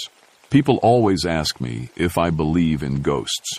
Before that winter, I'd laugh and say the only spirits on Mount Mitchell were the ones tourists brought in hip flasks. The Cherokee used to call this place the Mountain of the Dark Spirit, but I figured that was just old stories. I was wrong. Mount Mitchell stands 6,684 feet tall, the highest peak east of the Mississippi. Up on the summit, we run a weather station that feeds critical storm data to the National Weather Service. It's my job to keep that station running, no matter what Mother Nature throws at us. 3-hour hike in good weather, impossible in bad. That December, we were tracking a monster storm rolling in from the west. The call came in at 2:47 p.m. on December 15th. I remember because I was updating my logbook when the radio crackled to life. Doug, this is dispatch. We've lost contact with the weather station. Pete's not answering his hourly check-in. Pete Kowalski ran the summit station. Good man, careful as they come. 43 years old, 2 kids at home. He'd worked storms before without missing a single radio call. How long since his last check-in? I asked. 4 hours. Storm's supposed to hit hard tonight. We need those readings. I looked out my cabin window. The sky was already turning that sick yellow-gray color that means serious snow. The wind was picking up, making the spruce trees dance. Temperature had dropped 15 degrees in the past hour. I'll head up there, I said. If Pete's equipment failed, he might need help with repairs. I'd made this climb hundreds of times. I packed my emergency kit, rope, crampons, first aid supplies, extra batteries for the radio, emergency flares, and enough food for 2 days. The Weather Service was calling for 3 feet of snow and winds up to 70 miles per hour. If I got caught up there, I might be stuck for days. The hike started normal enough. I knew every switchback, every rock formation. But about halfway up, I noticed something that made me stop. The woods were too quiet. No birds, no squirrels, not even the sound of wind through the trees. Just my boots crunching through the snow and my own breathing. Then I saw the tracks, fresh footprints in the snow, heading toward the summit. But they were wrong somehow. Too big, too deep. And there was something else. Something that took me a few minutes to figure out. The tracks had no shadows. I stopped and looked at my own footprints. Clear shadows from the weak winter sun. But these other tracks? Nothing. Like whatever made them didn't exist in the normal world. I shook my head. Must be tired. Maybe the strange light was playing tricks on me. I kept climbing, but that feeling of wrongness grew stronger with every step. The temperature gauge on my pack showed minus 20 degrees. That was impossible. It had been 15 above when I left the cabin an hour ago. Mountains get cold fast, but not that fast. When I reached the weather station at 6:30 p.m., the sun was almost down. The building looked normal from the outside, a small concrete structure with radio antennas and weather instruments. But Pete's truck wasn't there. I called out as I approached the door. "Pete, you in there?" No answer. I tried the radio from outside. "Pete, this is Doug. Come in." Static. The door was unlocked, which wasn't like Pete. Inside, all the equipment was running normally. Temperature readings, wind speed, barometric pressure, all being recorded automatis, Cali. But Pete was nowhere to be found. Then I noticed my radio wasn't working. Battery was full, but no signal. I tried my flashlight. Dead. Pulled out fresh batteries, put them in. Dead. Within seconds. That's when I found Pete.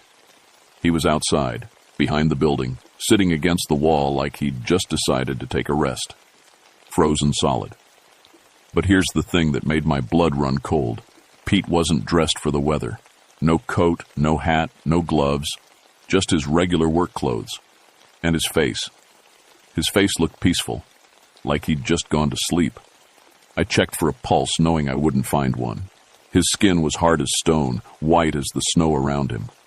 But there were no signs of hypothermia, no shivering position, no curled-up posture. He was just sitting there, calm as could be. The weird part was the snow around him. It formed perfect circles, like something had been walking around Pete's body. But there were no footprints, just those smooth circles in the snow, maybe 8 feet across. I radioed for help, but my radio was still dead. Tried to start Pete's truck to drive down for backup, but the engine wouldn't turn over. Battery was completely drained, even though Pete had used it to drive up that morning. Night was falling fast. The storm was moving in. I could see lightning in the clouds, which was strange for a snowstorm. The wind was picking up, making sounds through the trees that almost sounded like voices. I decided to stay in the weather station overnight and hike down first thing in the morning with Pete's body, but I couldn't shake the feeling that something was watching me. Around 9 p.m., I was checking the weather instruments when I saw movement outside. A figure walking through the trees, maybe 100 yards away.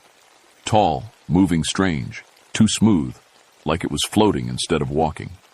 "Hey!" I called out. "You need help?" The figure stopped, turned toward me. But even with my flashlight, which was working again somehow, I couldn't make out any details. Just a dark shape against the white snow. It started moving toward the mess station. I locked the door and watched through the window. The figure came closer, and that's when I realized what was wrong with the way it moved. It wasn't leaving footprints.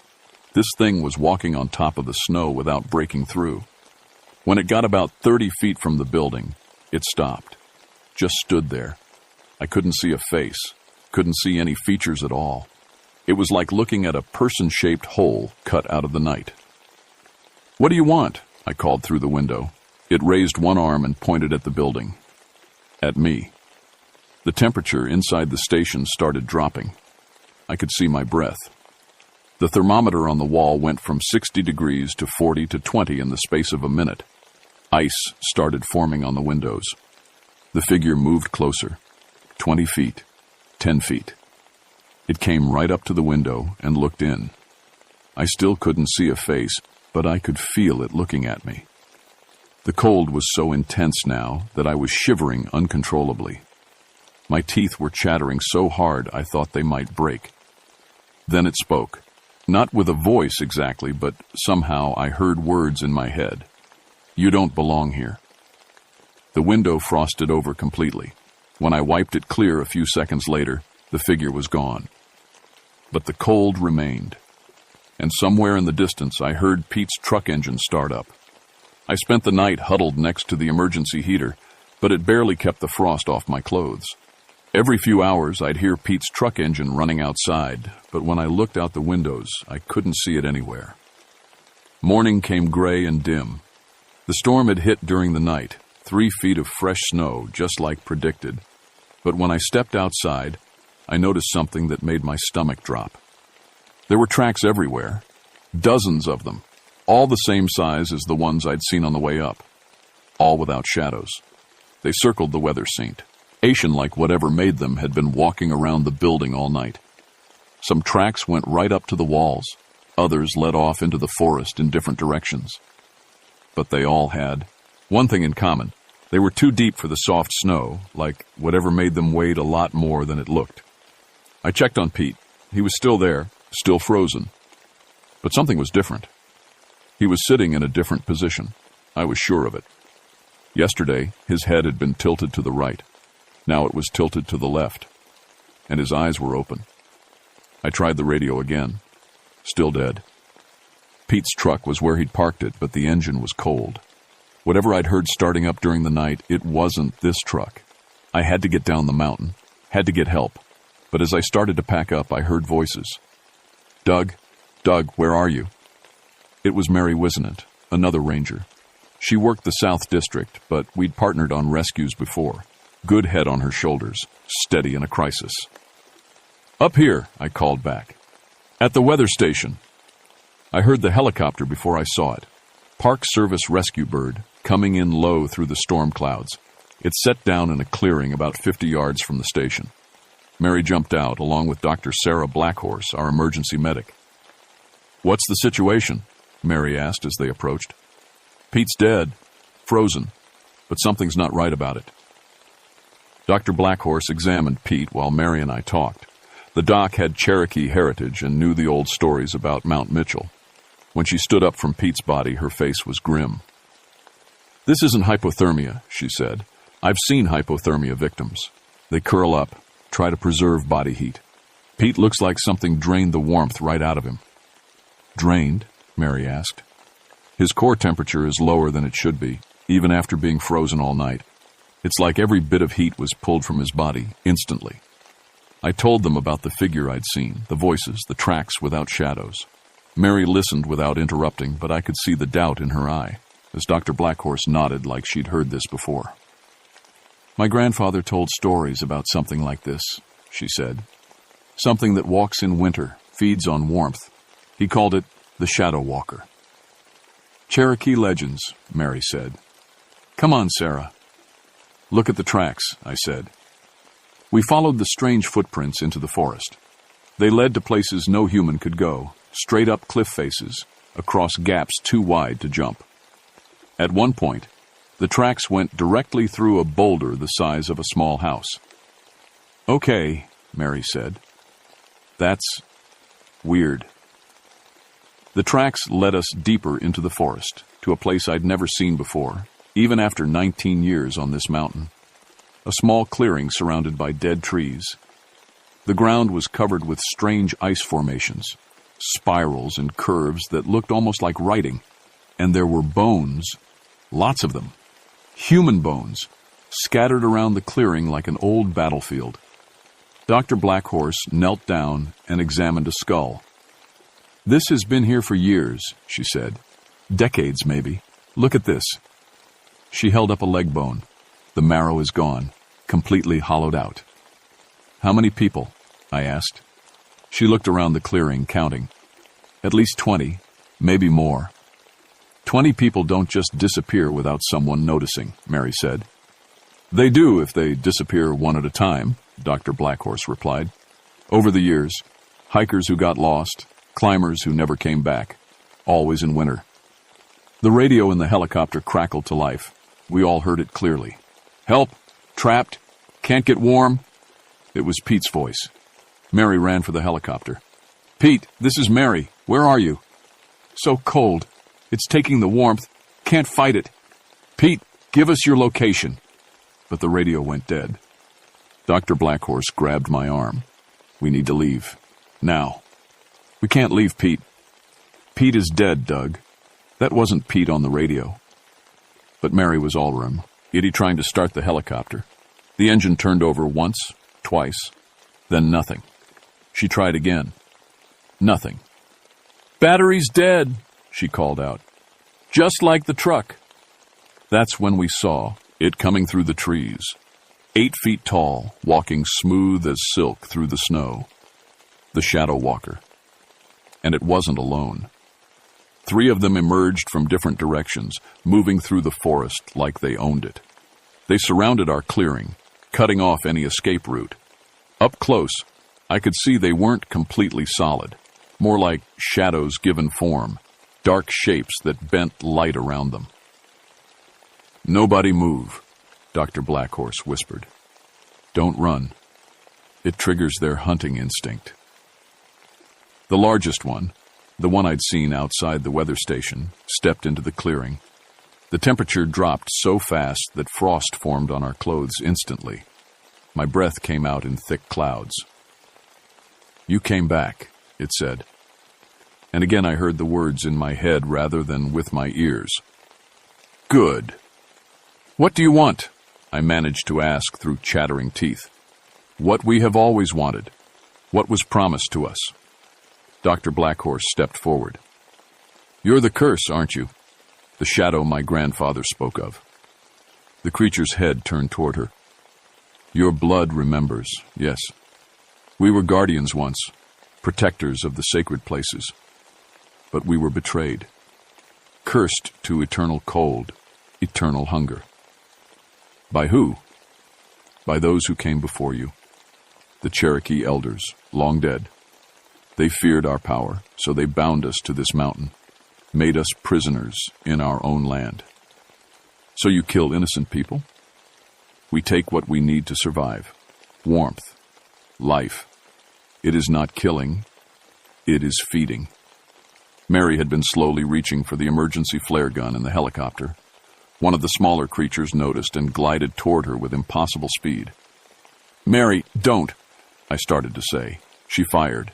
The flare hit the creature's center mass and passed right through it like it was made of smoke. But the creature screamed, a sound like winter wind through dead trees, and suddenly became more solid. Fire, Dr. Blackhorse. She breathed. Fire makes them real. The creature that had been shot stumbled backward, now casting a shadow of its own. Mary fired another flare, then another. The emergency flares lit up the clearing like daylight. The shadow walkers hated it. They moved away from the light, becoming less solid, more like ordinary shadows again. But they didn't retreat completely. The fuel, I said, remembering the weather station. The emergency generator has 50 gallons of diesel fuel. We ran. Behind us I could hear the creatures following, but the flare light seemed to slow them down. We made it to the weather station as the last flare burned out. I grabbed the fuel can from the generator room while Mary and Dr. Blackhorse barricaded the door. The shadow walkers were already outside, circling the building. The temperature was dropping fast. They're draining the heat from the entire building, Dr. Blackhorse said. Ice was forming on the walls inside. I splashed diesel fuel around the interior of the station and grabbed matches from the emergency kit. Everyone get ready to run. Where? Mary asked. They've got us surrounded. The helicopter. If we can make enough fire, enough light, maybe we can get the engine started. The door started to buckle. Something was pulling it from the outside, tearing the metal like paper. Through the cracks I could see darkness flowing in like water. I lit the match. The weather station exploded into flames. The shadow walkers shrieked, a sound that seemed to come from the wind itself. Through the windows, I could see them retreating from the light, becoming thin and weak. We ran for the helicopter through walls of fire and light. Behind us, the weather station burned like a signal beacon against the night. Mary got the engine started. Somehow the heat from the fire had recharged the batteries. As we lifted off, I looked back at the mountain. Achim! The shadow walkers were gathering at the edge of the firelight, waiting, watching. Even from the air, I could feel their cold eyes following us. But we were alive. We'd made it.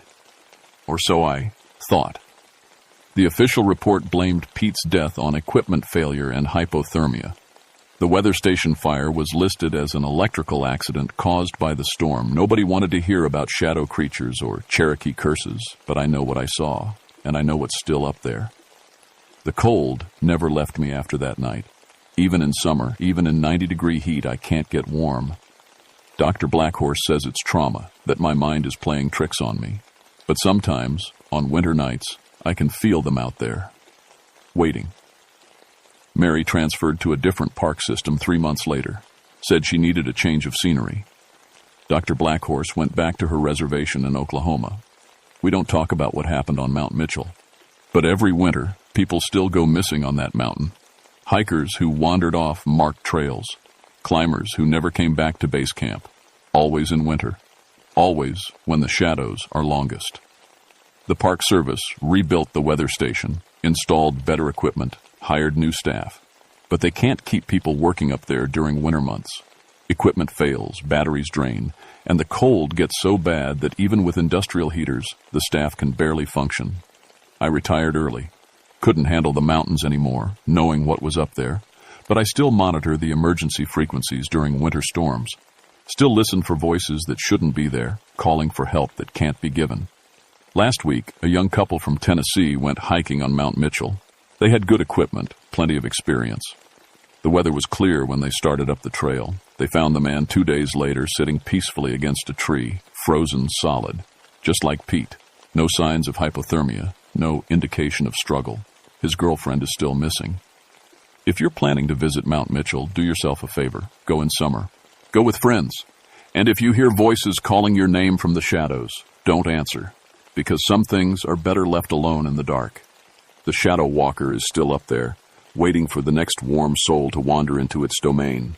And winter on Mount Mitchell lasts a very long time.